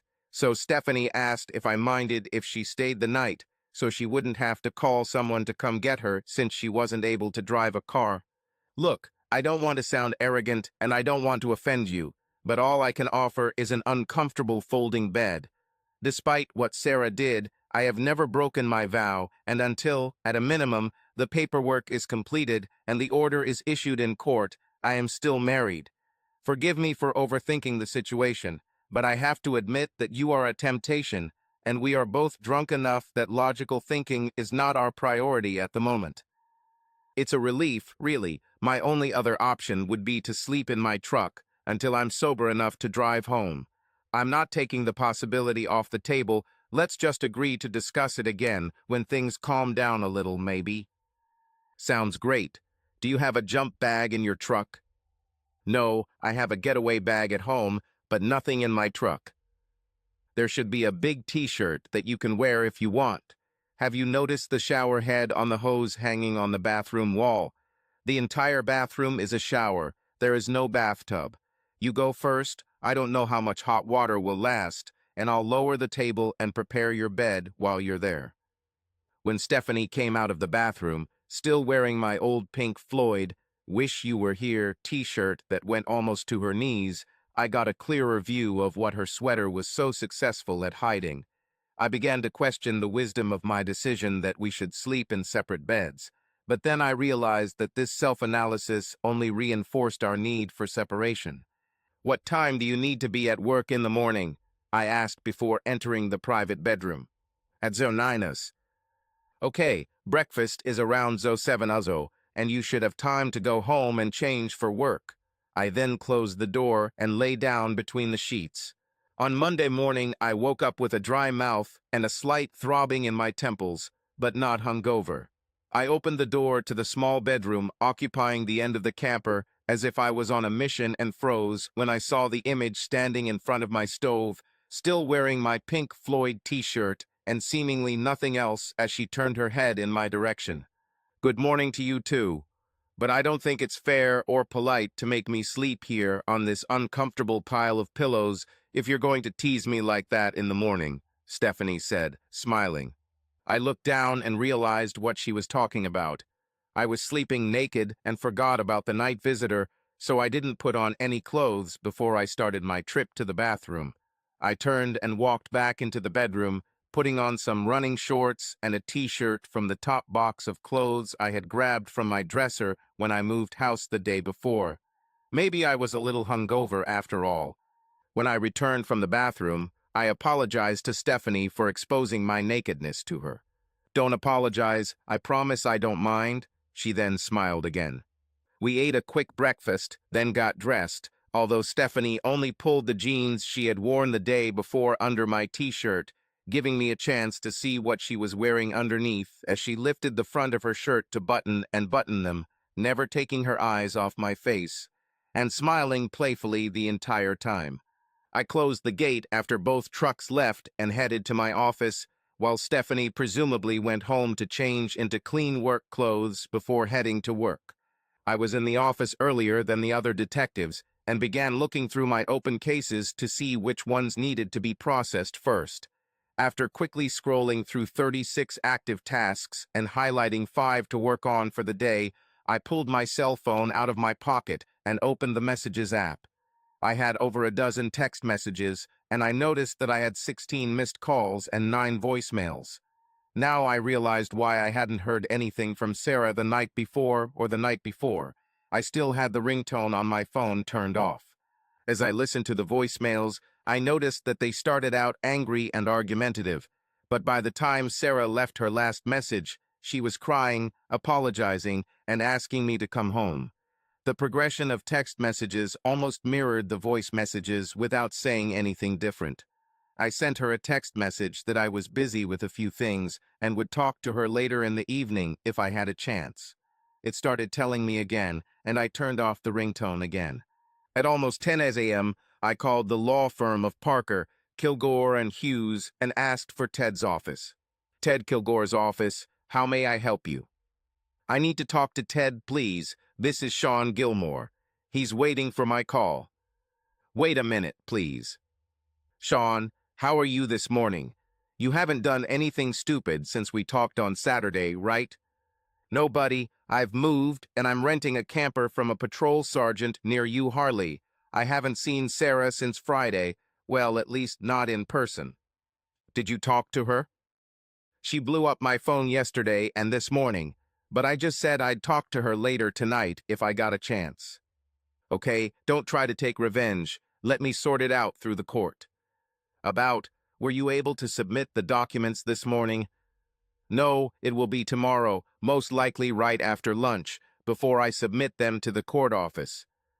"Well, we need to meet again. There have been some changes since we spoke on Saturday night. You don't represent any of the guys who were on the boats with Sarah, right? Legally?" "No, I was not approached or hired by any of them." "Okay, so I hired you now. What's going on, Sean?" I thought for a minute, not knowing how much I could tell Ted, as defense attorney, about Stephanie's case without jeopardizing it. There are some mechanics around this situation that promise to get pretty messy pretty soon, and I need to make sure that we don't run into a conflict of interest with you representing me and the theoretical defense of some other participants in a theoretical criminal case that may arise in the near future. Understand, Ted thought for a minute. To answer your question, no, I do not represent anyone depicted in your video, and to the best of my knowledge, I have not been approached or hired in any capacity by anyone associated or affiliated in any way with Sutton Real Estate. Okay, thank you. Let me know when you submit the documents, and we will discuss when and where to submit them to her. Sounds like a plan. We hung up, and I left the office to interview some witnesses for the cases I had allocated for the day, and was able to put Sarah and Sutton Real Estate out of my thoughts for a while. Since I was in the office until 8:30 in the morning, I felt entitled to leave that evening at 4:30. On the way to the river, I stopped at the grocery store to buy enough food to last me through the weekend, trying to limit the amount of refrigerated food until I had a better idea of how much I could store in a compact container. I returned to the camper, put away the groceries, and changed into baggy shorts and a tank top. I ignored all of Sarah's attempts to call or text me throughout the day and decided that she deserved a call. I wasn't going to discuss our conflict over the phone, and certainly not over text messages. This could only be resolved in person and face-to-face, but I wasn't going to hide from her or the situation. My phone rang as I held it in my hands, but before I could call Sarah, Stephanie called. Hello, detective. Hey, Gilmore, are you close to the office? No, I'm home now, going to relax and unwind for the evening. How can I help? Are you back home? Yes, then, realizing that she meant the house where Sarah and I lived, I clarified, No, I'm on the river, now this is my house. Oh well, I have a huge favor to ask of you, and I prefer not to talk about it on the phone. Can I come over tonight? I can bring you something to eat again. Yes, come. Do you like fried pork chops? I love pork chops. Okay, I'll put another chop in the marinade and see you when you arrive. The gate will be open. Just close it behind you. I will. Have you spoken to Sarah? I was about to call her when you called. Okay, part of the request is to not mention the video or my investigation for a couple of days. I won't mention it until we meet and discuss what's on your mind. I agreed. Thanks. See you in an hour or so. We hung up the call, and I pressed Sarah's speed dial number and prepared to wait, but it wasn't necessary. She answered before the first ring ended. Sean, where are you? You must come home. Sarah, I don't need to be there right now. You made your choice, and I made mine. I tried to explain to you how serious things had become, but you didn't listen. You decided that your job was your priority, and that disrespecting me was acceptable. I disagree, and I have removed myself from your disrespect until we can sort out the situation. Is it because of this drone or whatever you call it? No, not because of that. This drone doesn't define or validate me any more than any car, bike, boat, or anything else I've ever built. It's just a thing, a tool. I moved because you left me weeks or even months ago. I'm just giving you the freedom you seem to want and moving on with my life. You're sleeping with someone else, right? A sudden burst of laughter came before I could catch it, and I almost dropped the phone. Are you serious? I've never even thought about touching anyone else since I met you, not once. Maybe I'll ask if you were as faithful, but I'm not sure you can give me such an honest answer. It was strange to hear the tense silence on the phone, while Sarah must have been trying to figure out how much I knew and what I was assuming without knowing how to respond. That's what I thought. I answered myself. Sean, I always. Just stop it, right now, I interrupted. Don't you dare say that you've always loved me, or that you've always been faithful to me and our marriage, or any other lie you can come up with.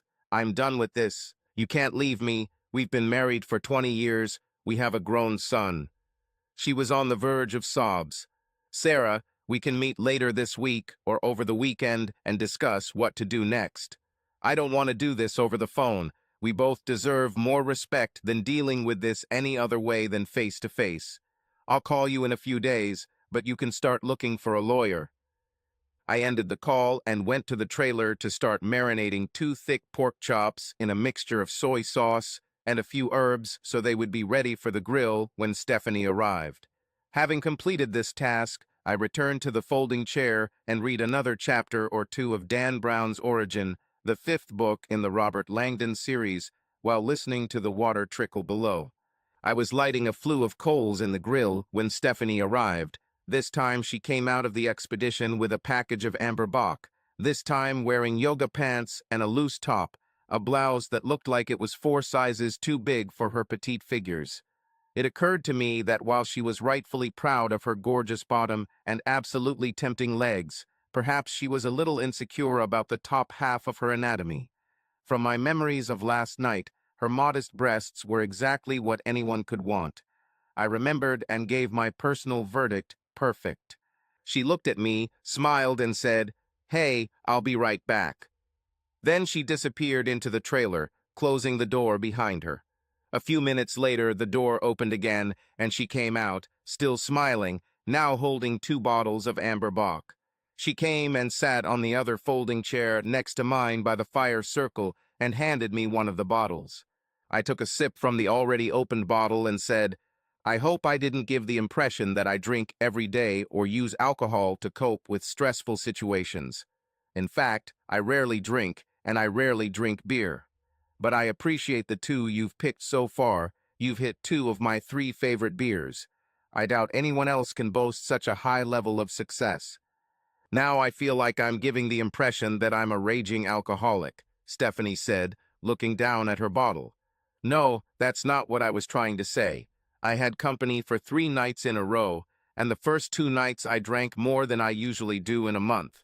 I just don't want anyone to get the wrong impression about me and my drinking habits. I have nothing against drinking, and to be honest, I will most likely drink more than usual today just because I can, but it's not a regular thing for me. Maybe I won't drink a drop for the next month after this weekend, or maybe I'll get half drunk next weekend, who knows. I don't drink much either, and I like wine more than beer, to be honest. But you mentioned you liked it last night, so I thought if you're making dinner, I'd bring a beer you like." "Are you still going to feed me?" she asked with a slightly sad expression on her face. "Wow, I'm impressed you listened and the information was important enough for you to remember. Thank you. Of course, I'm still going to feed you. I haven't had such a nice dinner with company in months." I was glad to see a real smile return to her face. "Now about that favor you need from me. Have you spoken to your wife this evening?" "Yes, I called her right after our conversation on the phone earlier." "You talked about restoring the relationship? Are you going to make up with her?" "No, I don't see such an option. Why should I consider this possibility? You were married a long time, right? Of course, you can overcome this and return to a happy life again." I just looked at her in amazement, wondering what she was up to. I don't remember Sarah ever mentioning her as a friend, but I couldn't understand why Stephanie would try to get us back together any other way. The strange direction this conversation was taking took me by surprise, and I didn't like it at all. "Is this the favor you are asking for? Because if you do, I'm afraid I'll disappoint you." "No, it's not a favor. I just wanted to make sure of your intentions. The favor comes if you actually intend to file for divorce." "I have already submitted." "Well, my lawyer drafted the petition today and intends to file it tomorrow. I intend to serve her at work as soon as possible. I want to send a message to Sutton, whether I can do anything to him or not." "I assume you are filing on the grounds of treason." "Undoubtedly." "Well, now we come to the favor." I waited for Stephanie to organize her thoughts. I knew she had something on her mind and wasn't sure how to present it. She looked at me and said, "Why don't you check the grill to see if it's ready and let's start dinner and then get back to our conversation. Besides, we need a refill. Both of our bottles are empty." I laid out the coals in the grill, then went to the trailer to help Stephanie start preparing red potatoes for roasting in oil, rosemary and paprika, corn on the cob, and steamed asparagus with garlic for our grilled chops. I took the marinated chops outside to start grilling and distributed them as she came out the door again, holding 2 new bottles and handing me one. Finally, she spoke. I met with the district attorney today, and we've decided to go ahead and bring grand jury charges against all 4 real estate agencies, but we need a video to do that. If you file now and use the video for the divorce, it will reveal evidence early on and give defendants an idea of what we have on it before we are ready. Well, when their lawyer files a motion to suppress evidence, they'll get everything you've got anyway. True, but we can set a time frame for when they get what, and that puts us in a little better position. I see, so you are saying that logic dictates that the needs of the many are more important than the needs of the few. Or one, Stephanie said with a smile. I couldn't help but laugh. I was impressed that she not only knew the quote, but also immediately returned the correct answer. Zadrat. She continued to smile for a few seconds, then said, The Wrath of Khan was one of the best Star Trek movies, but the TV series was still better than any of them, and Spock was hot. I shook my head, then stood up to flip the chops on the grill before walking to the edge of the riverbank and looking down at the water flowing past, thinking about what Stephanie had said. She was definitely asking for a big favor. After a few minutes, I turned around and walked back to the trailer. Looks like I'll be drinking a little more than usual today, too. Are you ready for the next one? Certainly. I'll drink stout this time. What kind do you want? I will drink what you drink. Inside, I washed out the 2-pint glasses we'd used the night before and filled them with 2 Guinness cans, checked on the potatoes and corn roasting in the oven, then started heating up the asparagus steamer before joining Stephanie outside again. I had started collecting a small pile of wood earlier in the day and started a fire in the circle of rocks between the trailer and the river bank where our chairs were located. If I file for divorce on the grounds that our marriage is irreparably broken, I will have to wait at least 30 days for it to be approved. The minimum, and this allows everyone to leave without having to deal with her betrayal and betrayal. If I wait for her to be convicted and sentenced for the charges you make, I could wait months, most likely years, to use a conviction based on the charge of moral turpitude. And that's assuming you have drug charges and she's sentenced to 2 years or more. In fact, this is assuming she is convicted at all. You don't have to wait that long. In fact, the DA wants you to wait a week at most. We want to coordinate and simultaneously file search warrants against all 4 agencies to find information to support the allegations. You may be free to file and serve her warrants as early as Friday, but mid-next week as a last resort. Let me think about it before we eat. Fine. We decided to dine inside again. The mosquitoes and flies were still too annoying to deal with as we tried to enjoy our meal, and our conversation remained light and casual.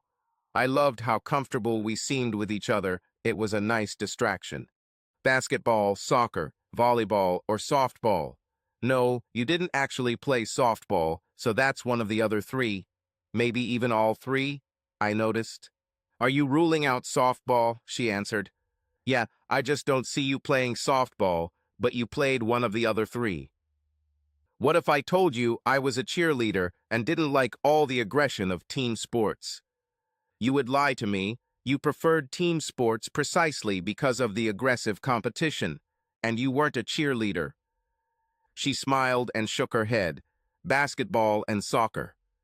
The topic of our conversation changed a few more times before we finished dinner and washed the dishes. Then, after grabbing another bottle from the refrigerator, we went back outside and started a driftwood fire. Okay, I'll call Kilgore tomorrow and tell him to wait until Friday afternoon to file the petition. Then we can serve Sarah the summons next week. This will give you time to execute search warrants before someone has a chance to throw a document destruction party before you get to them. Which brings me to another topic we need to discuss. What is this? You do realize that Ted Kilgore is handling my divorce, right? I realized this a minute ago when you said you would call him tomorrow. I didn't know that he deals with divorces. I thought that he only takes on criminal cases. It turns out that divorces are what fed him early in his career. He hasn't dealt with them personally since he made a name for himself as a criminal defense lawyer about 10 years ago. He is the first person I showed the video to, and he recognized the two men on the boat with Sarah. They are both members of the same country club as him. This was before I became aware of the existing investigation, of course. The problem is that he needs to know what's going on as far as Sarah and I are concerned. He assured me that I am his main client, and that he has no protective relationship with anyone in the video or associated with the Sutton agency, but I do not know who else is the target of your investigation, so I cannot be sure that he has no connection with them. I believe he is ethical enough not to jeopardize your business, but it is not my place to risk your success. I just want you to know about his involvement. Yes, that adds another consideration for us. I'll have to discuss this with the DA. I don't want to know when you decide to execute the search warrants, and given my connection, I don't think it would be a good idea for me to be associated with the investigation any more than I already am. It's okay, I agree. After a while, our conversation died down, and soon we were just sitting, listening to the tree frogs, cicadas, and noisy nightjars lull us to sleep in the peaceful night. It's getting late. You can stay again if you want. Are you going to be a scout again? I looked at her and hoped that she would understand what I wanted to say. Stephanie, I don't have much to offer anyone other than my word. Despite everything Sarah did to break our marriage vows, I still made the promise. At least until the paperwork is filed and she is notified and responds, I must respect my oath. If I don't do this, then I'm no better than any traitor, and even my word won't be worth the air it takes to utter it. I'm extremely flattered that you seem interested at all, and I assure you that you are so attractive that it took all my willpower not to drag you into the bedroom when you arrived this afternoon. I am very grateful for your company and honestly hope that we can spend many more evenings here together in the future. In the very near future, in fact. But yes, I will be a scout again tonight. In fact, I'll be such a scout that if you stay, you'll sleep in the bedroom and I'll be on the fold-out table bed. I finished with a smile. She looked a little disappointed, but when she spoke, there was still a happy note in her voice. I hope you have another Pink Floyd t-shirt. I left your other one at home. I'm sure I can find something for you. I made sure that the fire was extinguished and the coals were distributed in a stone ring so that no spark could escape during the night. Then I folded the chairs, placing them back on the table under the cover, and we went inside to get ready for bed. What makes you think I wasn't a cheerleader? You were. No, but it doesn't matter. Why are you so sure that I wasn't? You're happy to show off your gorgeous ass and legs in shorts or yoga pants, but you keep wearing baggy, oversized tops, and I've never known a cheerleader who didn't take every opportunity to show off her breasts.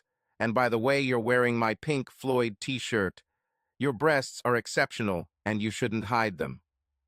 I was glad to see the smile hiding her blush as she looked down at her hands. Tuesday morning, I woke up to the click of the bedroom door. Stephanie smiled as she walked out and walked past my temporary bed towards the bathroom. A few minutes later, she came out of the bathroom and stood next to my temporary bed, this time wearing my vintage black Led Zeppelin 1975 Us Tour t-shirt with a brightly colored ichorus on the front. It's your turn to cook breakfast. She grinned, then disappeared back through the bedroom door.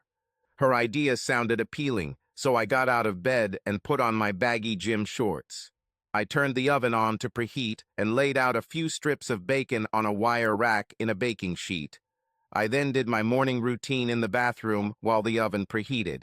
When I came out of the bathroom, Stephanie was standing at the sink, cracking eggs into a bowl. What did they say about too many cooks in the kitchen?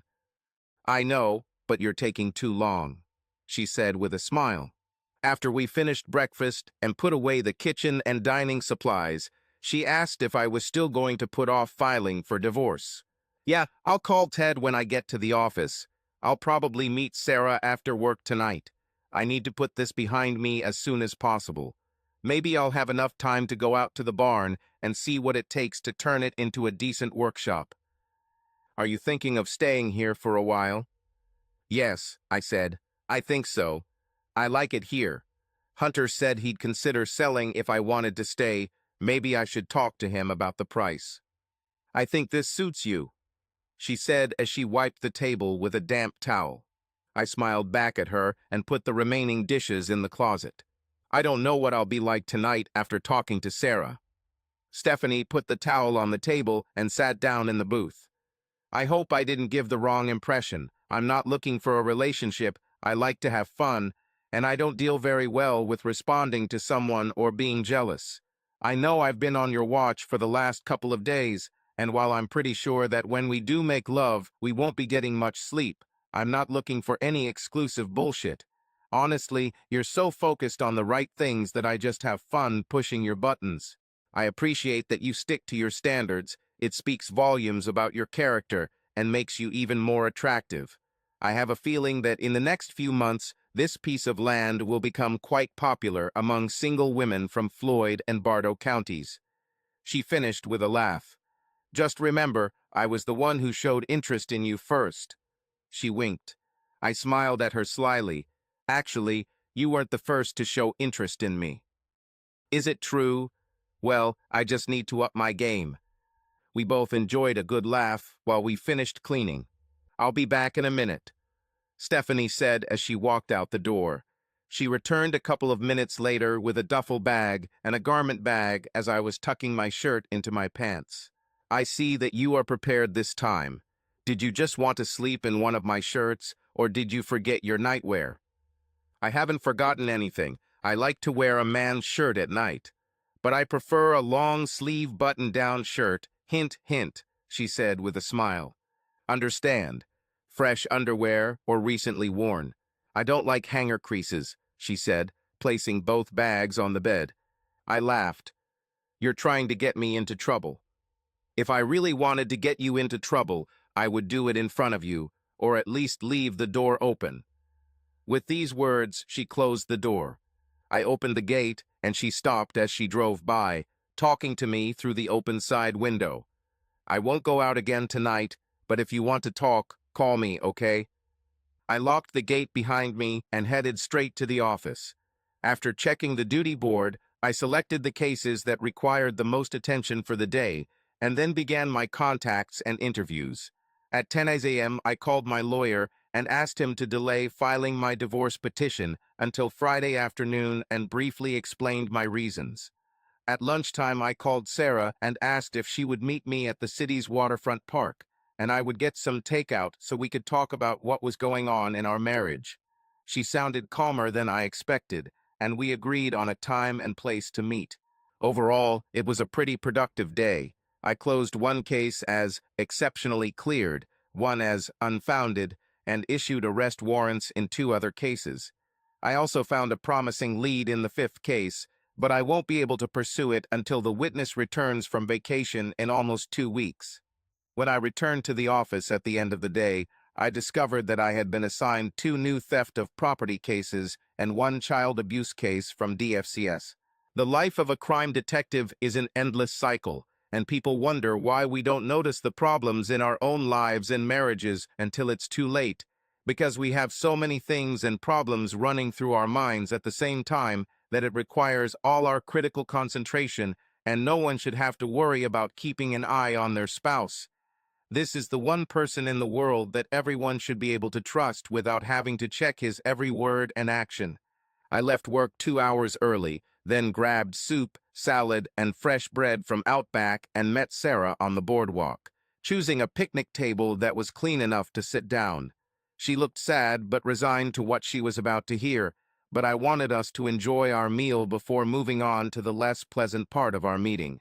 However, neither of us had much of an appetite. Our conversations were limited to general phrases of 2 or 3 words, neither of us wanting to go deeper than seemed necessary. As I watched Sarah idly stir her soup, I closed the lid on my half-full bowl and put it back in the food bag. Sarah felt that we were getting to the point, and she put the spoon down on the table, looking past me over my left shoulder, and said, "It's too late, isn't it?" "Yes, it is." "How much do you know?" "A little. I know you've been cheating on me for at least a few weeks. I know you've been lying to me longer than that, and I know you've lost respect for me even before that." "It was you, right? At a lake?" "Yes, it was me." Deep down, I knew it was you. After I called you, I knew for sure.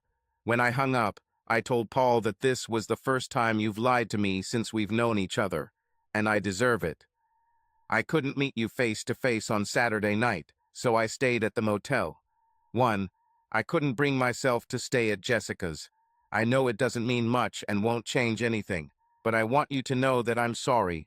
I'm not only sorry that I got caught, actually that's not entirely true. I'm sorry that I got caught, but I wish I had never made the decisions that led us to this point. In retrospect, they were definitely not worth what I had to pay to accept them. Solutions rarely have a price tag attached and usually cost more than we expect. I answered, if you saw what happened on the lake, then sooner or later you will understand that there is something more going on here than just our divorce. I know. Detectives came out with search warrants today, seized the last 2 years' worth of account files, and interviewed everyone individually, so something is going on. How much time do I have to get ready? I don't know, this is not my circus. I'm not involved in this other than with you and what happened over the weekend. All I can say is get a good lawyer, and if someone important offers you an opportunity, it might be worth taking it. Thanks for this. I think I might call Ted Kilgore. Ted can't help you with that. Oh, so he works for you. Yes, he has documents. Perhaps you will hear from him early next week. I want you to know that you did nothing wrong. I was bored, stupid, and listened to the wrong people. I knew they weren't telling me the truth, which is why I was so angry when you pointed out what Jessica really was like. But I was angry at myself, not really at you, because I knew you were right, and I was ashamed that I was so easily distracted and then took it out on you. You truly are a dreamer, but despite what I said last weekend, the world needs more dreamers. I think that's what saved you from getting bored like me. I bet you never really cheated on me during our marriage, right? Honestly, I've been close to it lately, but no, I never cheated on you. I never considered it until it happened last weekend. Well, call Ted and tell him to send me a copy of the documents, and I will sign them. Tonight, tomorrow, whenever. I'm really sorry I love you. I'm just sorry I forgot about it. I'll give you the house. I don't see myself living there anymore. I said, I don't want it either. There will be too many memories there. Let's just sell it and split the proceeds. Okay, if you want to do this, this is best for you. Actually, I don't know how long my license will be valid, but I will get an appraisal and put it up for sale. How bad do you want to sell it? Just find someone to call it home, whatever suits you. I answered. I will contact Donovan and arrange a Zoom meeting when he is available so we can tell him the news together. Hopefully, it will be easier for him than if he heard it from a distorted point of view or from some third party, having no idea what's really going on. She nodded and looked at me with wet eyes, then turned and walked across the grass to her car and drove off. I collected our remaining trash and threw it in the dumpster before getting into my truck and driving home. When I got home and sat in a folding chair by the Riverside fire ring, I called Stephanie and told her about my meeting with Sarah. She confirmed what Sarah had said about the search warrants and agreed that there was no point in delaying the divorce filing any further. I'm not sure how much of her opinion was personal, but I still called Ted after talking to Stephanie. My lawyer has assured me that he will file the application at the clerk's desk at Zenina's on Wednesday morning and hopes to serve Sarah with notice in the early to mid-afternoon. It was still light when I finished my calls, and sitting in a folding chair watching the slow flow of the river was becoming my favorite pastime.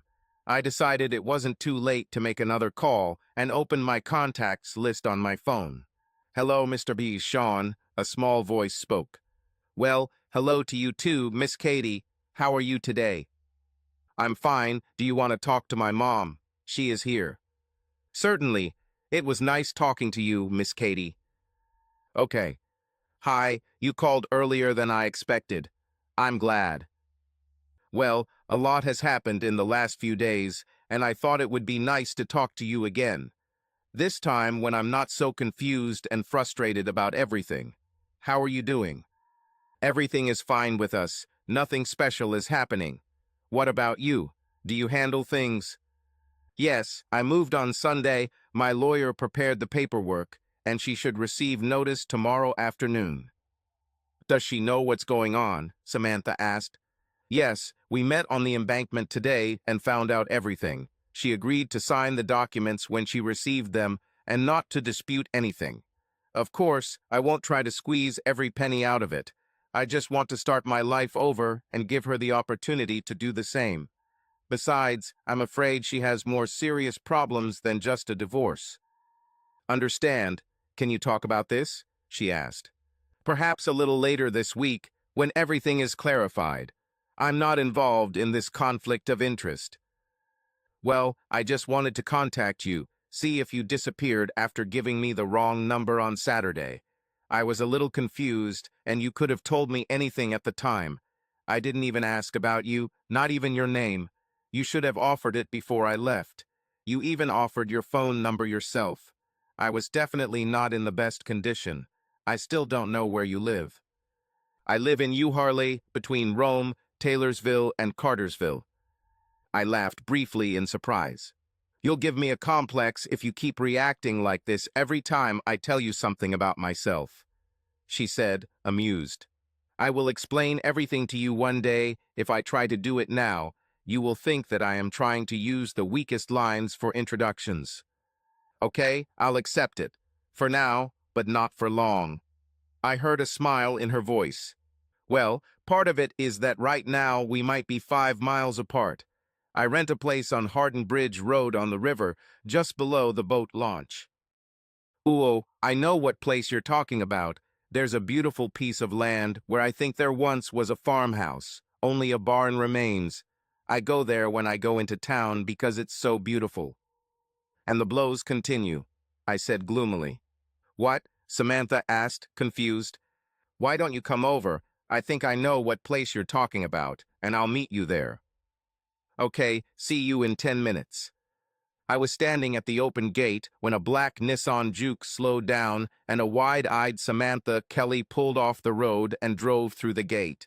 She rolled down the window and with a surprised expression on her face said, This is it. This is the place I was talking about. There's a barn, and it looks like there should be a house here, and this is where you live. Yes, I'm renting now, although I'm thinking about buying a plot. I live in a camper right through those trees. Follow me. I walked about 70 yards from the gate to the camper, while Samantha drove slowly next to me.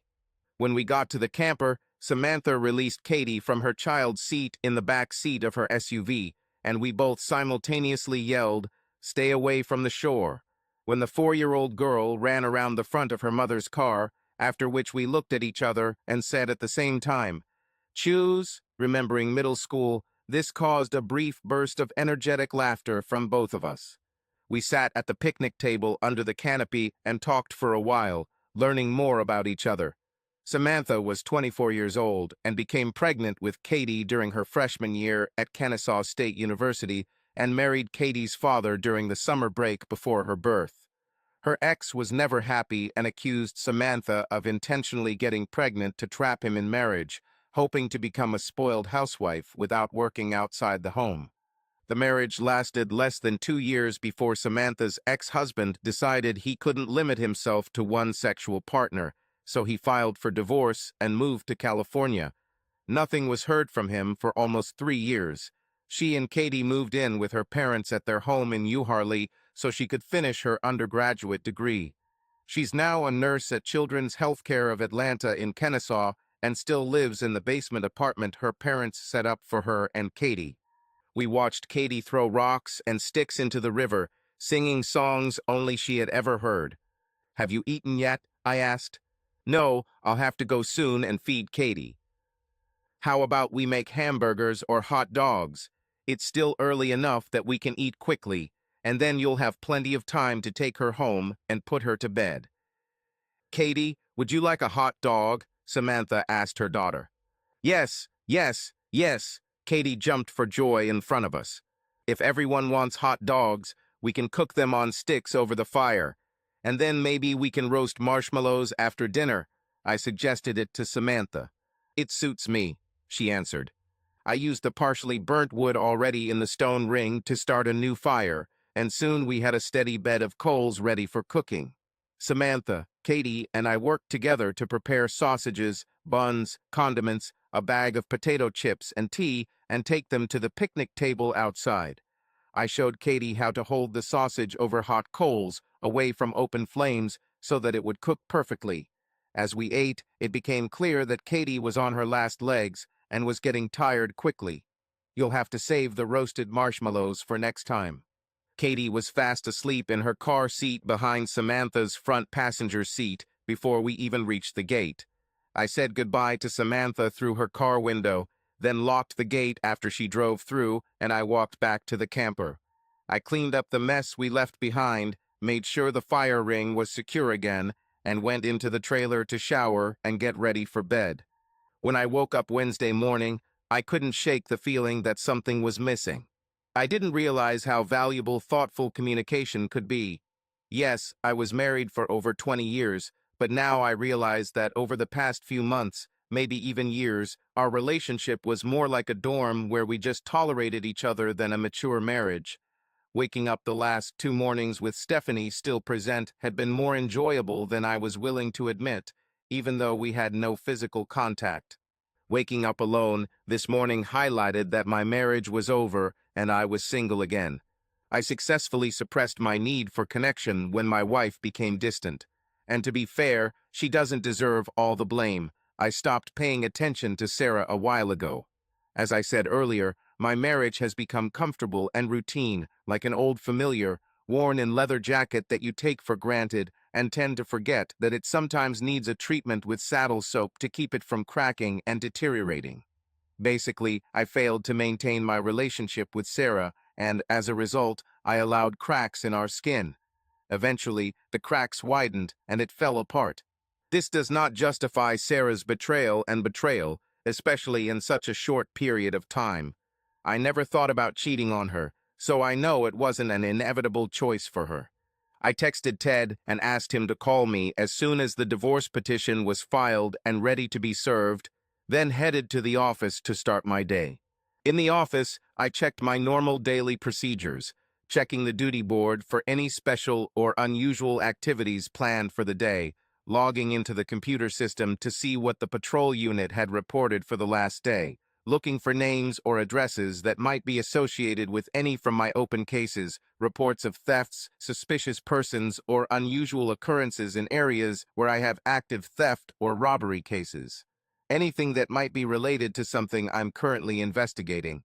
I also checked the backgrounds of everyone mentioned in the new cases I was assigned on Tuesday afternoon and began keeping activity logs on the new cases. Before leaving the office, I called the DFCS office and made an appointment with the child abuse caseworker I had been assigned the day before to discuss the case. Around 09:30, as I was parking at the DFCS building, my phone rang and Ted Shark appeared on the screen. "Hey, buddy, did everything go well?" I asked. "Yes, the application has been filed with the clerk of the court. Your divorce has officially begun. I assumed you had something in mind about giving it to Sarah, so I haven't given a copy of it to the sheriff's department yet. After talking to her yesterday, I think she has accepted the inevitable and is not going to fight for anything. She said she would sign everything we asked, and if she was willing to do that, then I don't see the point in rubbing salt in the wound. Let me call her and see if she'll agree to meet somewhere and get them. Or I can give them to your lawyer so he or she can look at them and advise you before signing." "Sounds good to me," he replied. After meeting Mickey Ramsey, a plump blonde with whom I had worked on several DFCS cases in the past, and discussing the case she had referred to Sid, I called Sarah. "Hey, Sean, are the documents ready?" she asked. "Yes, Ted has them. Whatever time and place will be most convenient for you, and I will convey them to you. Or I can give them to your lawyer so he or she can look at them and advise you before signing." "I didn't hire a lawyer. You've always been fair in everything you did, even with the people you investigated. I don't think you've changed enough to set me up. I assume you're proposing to split everything equally. Donovan is already an adult, so there is no child support. Yes, sell the house, divide the proceeds equally, pay off all our debts, and divide the remaining assets equally. We each keep our cars and pensions. This is the fairest solution I can think of.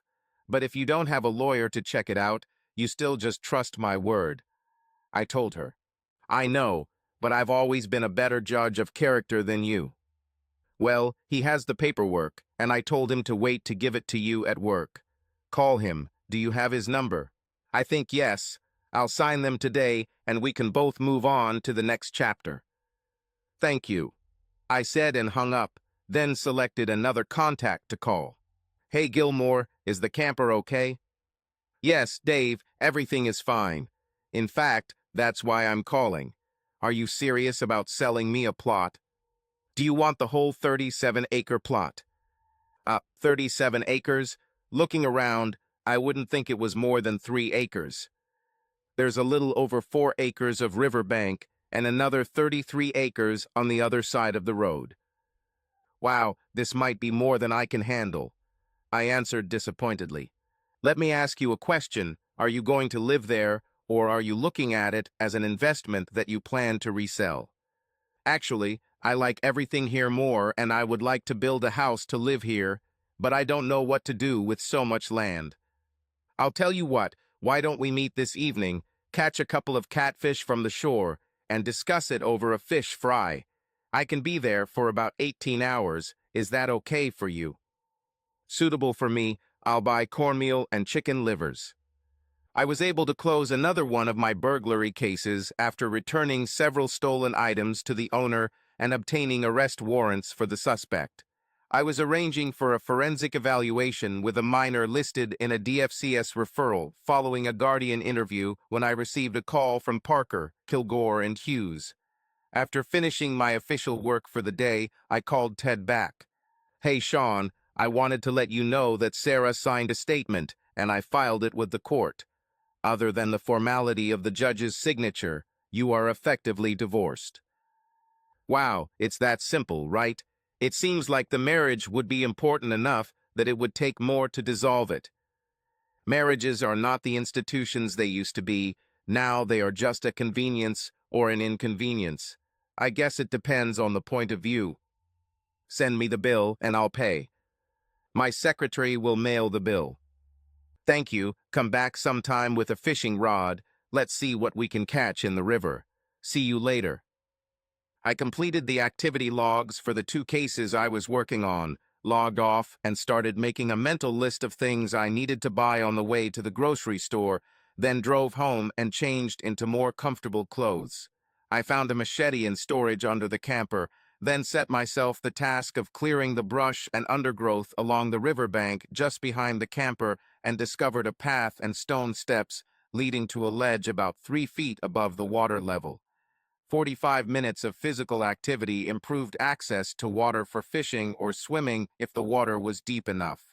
I knew I would take a shower before bed this evening, but I was so sweaty that I needed it now. After my shower, I stepped out of the camper to find David sitting in a folding chair, watching 3 kayakers go by on the river. Relaxing, isn't it?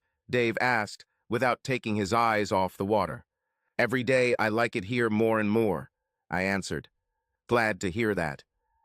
I unfolded another chair and placed it in front of the fire ring. I have spent many summer days here, the best place for swimming on this section of the river. Some of the best places to catch catfish, too. Upstream to Charlie, most of it is exposed bedrock. Motorboats won't survive, but for kayaks and canoes it's perfect. There are dozens of spots downstream between here and Rome where you can wade the river without getting your shirt wet. But right here it's about 12 to 15 feet deep, and the water is usually pretty clear if it hasn't rained. I grew up here, left in '84 after high school, and joined the Army. Both my parents died when the house burned down in '86, a complete loss, nothing left but 2 stone chimneys and a stone foundation. I couldn't convince myself to restore and come back here. Maybe I'm just too superstitious. I have a developer who has been pestering me for the last 6 years to buy the site and build a housing complex there, and I feel like my dad wouldn't be too happy with that outcome.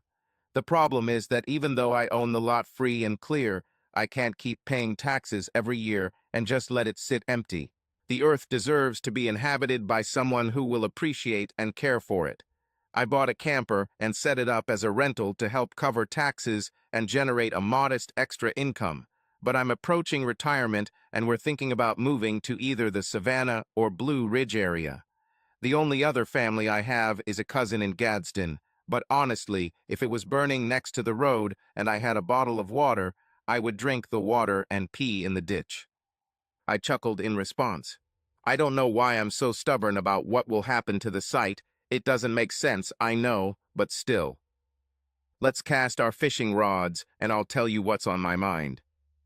Okay, I nodded.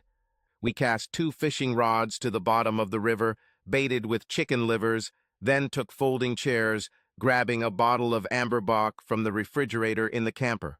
This is what I propose. If you buy all 37 acres and promise not to sell to a developer who would build model homes so close together that you could smell your neighbor's morning breath from your bedroom, I'll finance the deal myself at 3% and sell it to you for $40,000. If you want to keep the camper, add another $5,000. Give me 10% of the deposit as a down payment when you can, and you can even include the entire deposit towards the purchase of the camper. You won't find a deal like this anywhere else. And besides, no one else will ever get the same deal. Wow, normally I would say that I need to think about this offer, but I would be a fool if I didn't agree. Unless you have another $50,000 in back taxes or other encumbrances. The taxes have all been paid. There are no liens, claims, or court decisions on the site. I am the sole owner and title holder, and the only person entitled to convey the title and lot. If everything is as you say, we have a deal. I guess we'll just have to get a lawyer to draw up the contract and make everything official. Dave stood up and walked to his F-250 and came back with a manila folder which he handed to me. I opened the folder and saw a sales contract in triplicate, describing the terms Dave had already outlined to me. I'd say you planned it all, but that would be an understatement. I saw it in your eyes when we met the other day. I figured we'd make it sooner or later, so I called my lawyer on Monday. I will need to withdraw an advance from the bank tomorrow. I don't have that kind of cash here. Dave simply nodded and waved his hand in approval. Whenever. I heard an engine behind me and turned around to see a familiar white Ford Expedition parked behind my truck. Stephanie emerged from the driver's door, smiling and holding a 12-pack of Ewingling black and tan, wearing short jean shorts and a tight white tank top. Damn, Dave whispered hoarsely. Hey, Scout, how are you doing, Dave? Hi, Stephanie, Dave replied. 3 out of 3. You're still trying to get me into trouble, aren't you? I asked with a smile. Yes, I'm trying, she teased with a playful grin.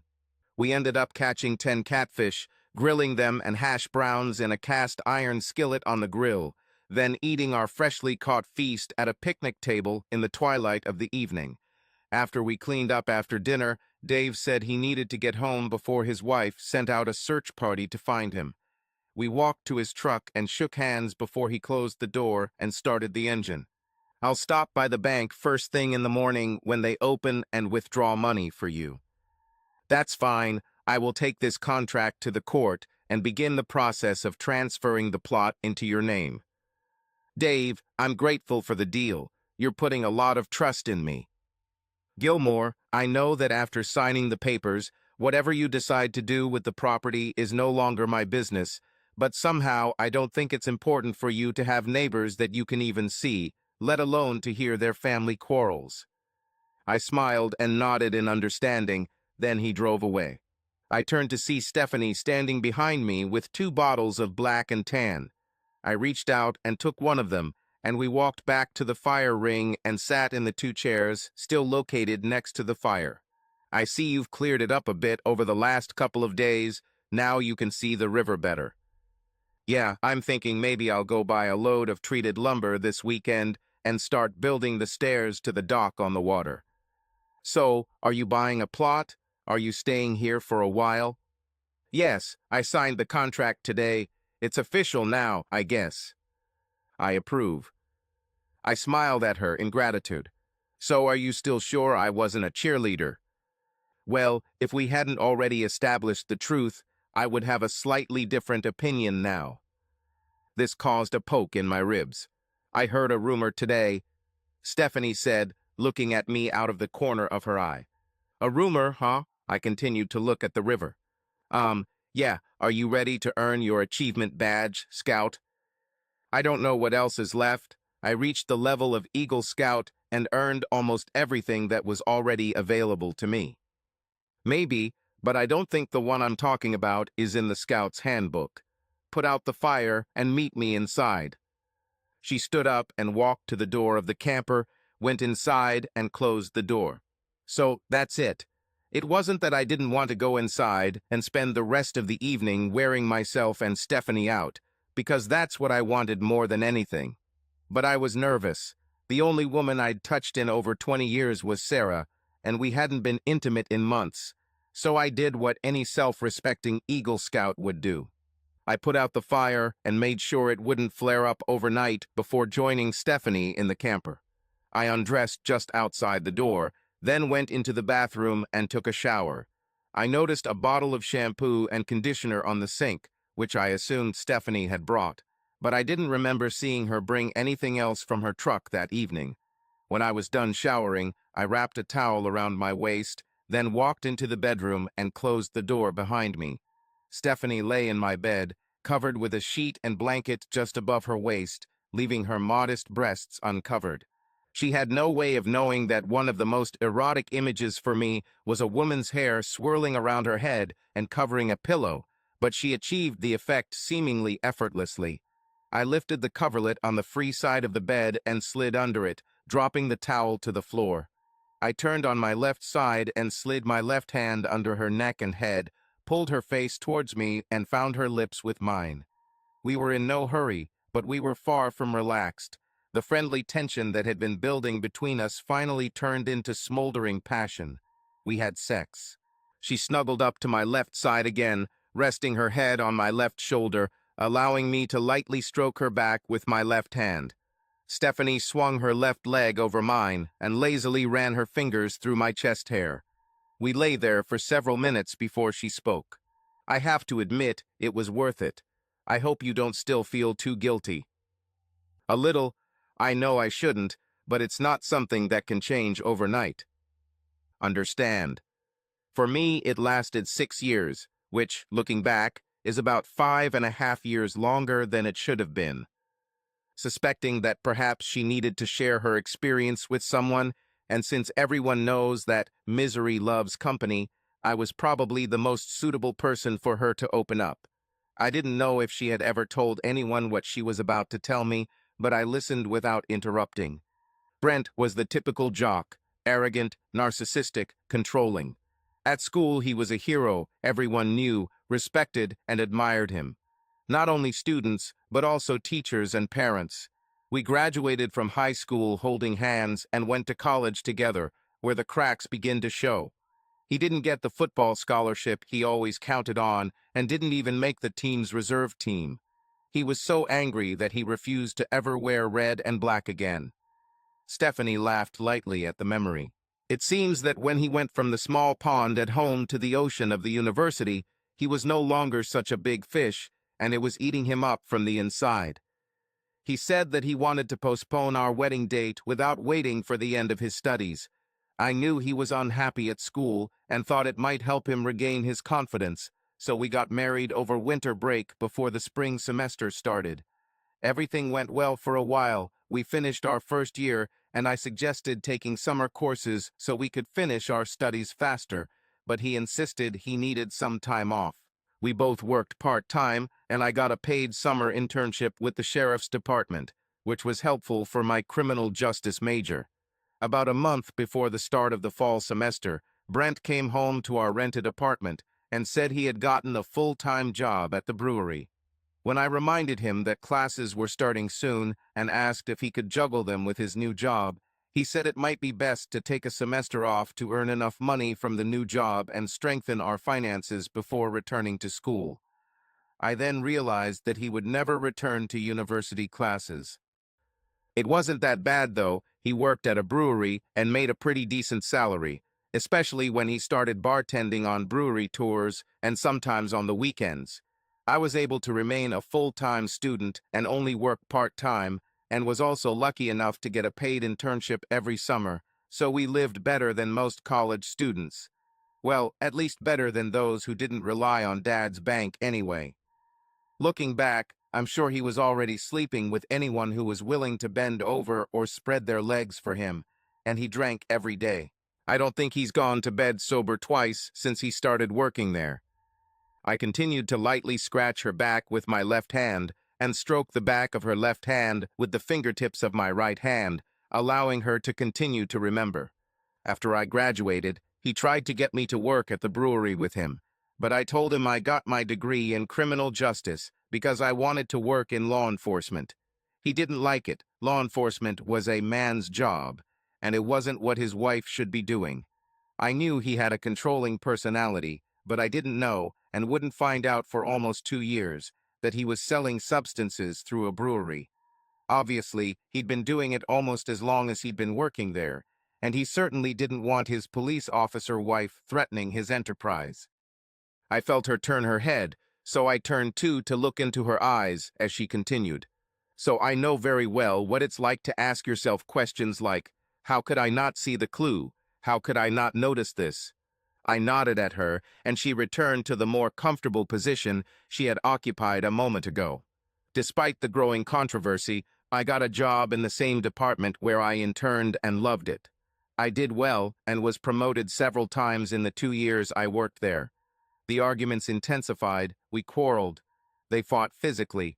We ended up having that last fight where he punched me in the face. It was also a fight in which I beat him like a rented mule with my telescopic rod. I heard him drive away from the apartment parking lot with tires squealing, and then the siren immediately after. I didn't even look out the window. I turned off the ringer on my mobile phone, picked up the phone from the telephone base in the apartment, then took a shower and went to bed. When I woke up the next morning, I called my captain and asked for a week of personal time to go home and take care of personal matters. He told me to give as much time as I needed and that he had a good idea of what I needed to do. He told me that Brent had been stopped by city police as he was leaving his apartment, arrested for drunk driving, and searched for a significant amount of illegal substances.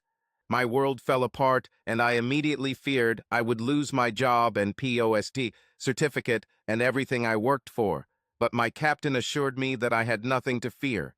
So I went home and stayed with my mom for a week. We discussed my options and talked about stupid things when I couldn't think about Brent.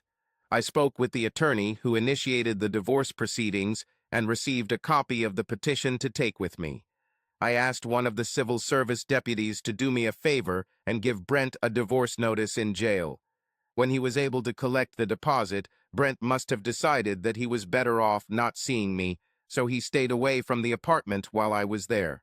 I came home from work one day to find that all of his personal belongings were gone, as well as the furniture in the living room. He didn't leave me a TV or a computer. I honestly thought it was a small price to pay to get rid of him. She turned on her back, and I lay on my left side, folding the pillow in half to elevate my head, allowing me to more comfortably observe her face. I started stroking her belly with my fingers as she continued talking. I lasted almost 6 more months before the whispers and glances of suspicion became too obvious to ignore. The general consensus was that I couldn't live with Brent for so long and not know about his trade, and that I must have been involved too, just somehow avoided charges along with him, and there were rumors about how it was a success. During one of my trips home to visit my mother, I applied to the city police department and was invited for an interview the next day. When I explained my circumstances, I saw the same look of doubt on the lieutenant's face, and suddenly I wasn't so confident anymore. I told him he should call my captain at the sheriff's department and talk to him. The following week, I received a call at my apartment asking when I would be able to take the psychological and physical exams, and if there were no problems with those exams, I could start working as soon as I completed the required notification with the sheriff's department. After 3 weeks, I changed from my brown uniform to a blue one. We lay quietly for a few minutes, and she spoke again. I've been divorced for 11 years, and although I love going on dates, I don't date. Well, I think it's nice to know, but I'm a little embarrassed at the same time. I mean, I can't imagine wanting to seriously date anyone for a long time, if at all, and I'd be stupid not to want to spend time with you when we both can. Oh, as I told you the other day, you will be in high demand with several single women I know, and soon, but now you're mine, and I think it's time for round two. She pushed me back onto my back and slung her leg over my hips, leaning towards me and starting to kiss me. We made love again. Yes, you need to start taking vitamins. You will need strength. You may have to remove the gate on the road. On the other hand, maybe you should leave them so you can rest sometimes. Okay, you keep hinting at something. Finally, tell me. She looked at me and smiled. I told you I don't date, but I still like to have fun. I'm not the only person here who has suffered in a bad marriage or serious relationship. We have several people who have formed a kind of informal group so as not to have to choose between loneliness and the risk of getting into another bad relationship. I don't know if we are considered the ones who swap partners since we are not in a relationship with anyone else, but when one of us is feeling lonely, he or she just needs to call one of the others to relieve the tension. So how does this work for you? Well, it's not a perfect solution, but I'm not sure there is a perfect solution. Twice we've had people decide they want to be with each other exclusively, and both couples are still together.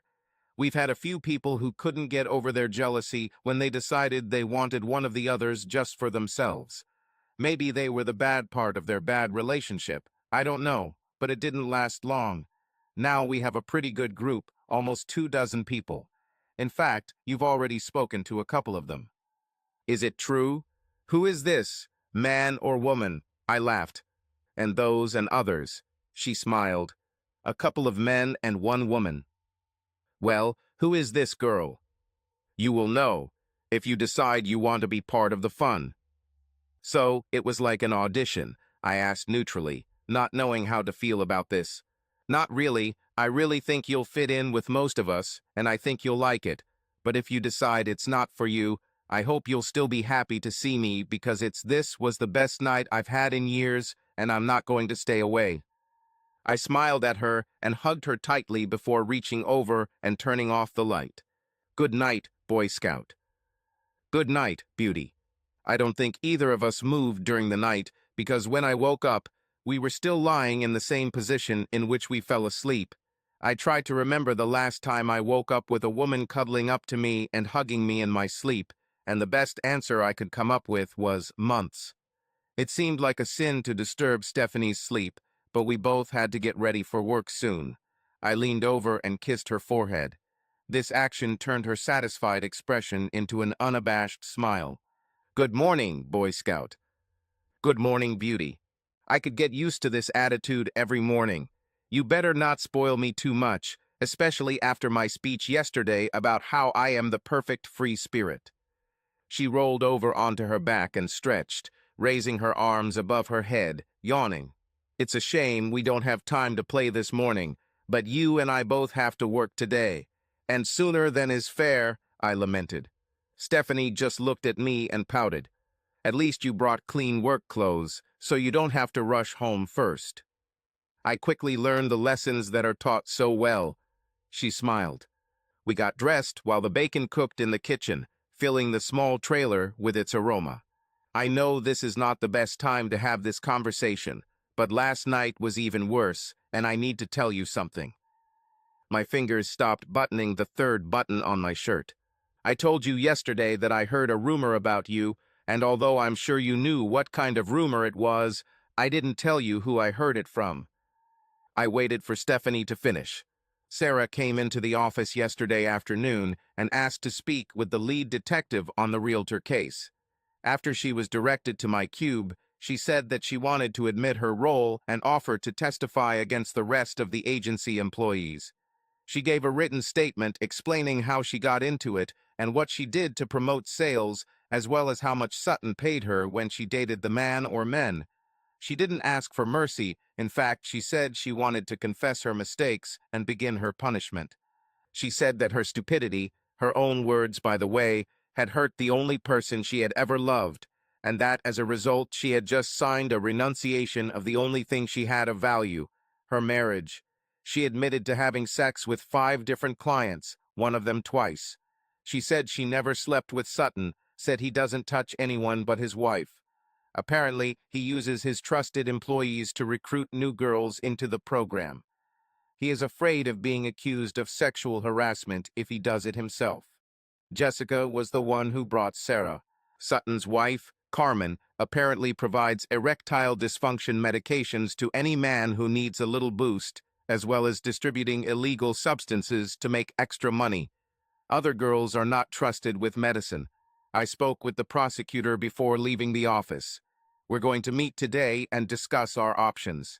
I'm telling you this because I need to know what you want to do with Sarah. What do you mean? I have nothing to do with your investigation. No, but still, you were ruthlessly dragged into this situation, and she lied to you, betrayed you, and you will not forget what happened. I think anyone will understand if you want to see her broken and burning in a ditch without mercy from anyone. No, that's not my style. I don't enjoy her pain. I don't gain anything from destroying her. It won't fix what happened. Do what will help your cause the most. Don't worry about me. Look at this place. I'm already on the road to healing. Every day since I moved here has been better than the last. I'm afraid to see what tomorrow will bring, more afraid that if I blink, everything will disappear and I'll wake up again in my old house. Well, what we have discussed with the court is that in exchange for her testimony and guilty plea to 6 sex trafficking charges, the prosecutor is recommending that for each charge, Sarah be given 12 months in prison and a fine of $1,000 to be served. Simultaneously, since she has no criminal history, the prosecutor recommends that she be allowed to serve 12 months of probation and that half of the fine be suspended. What's in store for Sutton? We are still collecting charges against him. We currently have at least 28 charges of pimping, aiding or abetting sex work, 3 charges of running a brothel, and we're still adding substance-related charges. He faces several years in prison and a huge fine. So, she will face a year of probation and a $3,000 fine on the charges. Sutton's estate agency won't survive this, I'm sure of that. I am also confident that Sarah will lose her realtor license. She has lost her home, her family, and her previously good name among our friends. And this is not the whole list. What is all this for? Is she bored? Fell in love with more money? The feeling of power, that she holds something over me? The power to control the men she was with? Why? I think if you really want to know the answers to these questions, she will answer if you ask. Judging by her behavior at our meeting yesterday, I think she was broken by being caught. Catching her almost broke me, I muttered under my breath. I think you'll get pretty high soon after you hit bottom. Yes, I think I'm getting up. I smiled at her. Now tell me who in the group I met this week. I had my suspicions, but I wanted to hear her say it. Mickey, she said with a smile. Mickey Ramsey. From the Department of Children and Families, not the one I suspected. Yes, she was hoping that you would offer her lunch during your meeting yesterday. Wow. Stephanie finished getting ready to leave with a playful smile on her face. I'll call you this afternoon to let you know what's going on with the prosecutor's case. After finishing getting dressed and having a quick breakfast, we headed out to face the day. See you later, Boy Scout. I think I've outgrown that nickname, don't I? Maybe, but I still like it when you call me beautiful, she said with that smile I was beginning to look forward to. Well, I hope your day is at least half as wonderful as you are. Nice line. With a sparkle in her eyes, she leaned over and kissed my cheek, then turned and I followed her to the door. Subscribe to our channel so that your love doesn't cheat on you, and go ahead and listen to the next story, because this story is nothing compared to the next one. If you're under 18, don't even think click to the next one.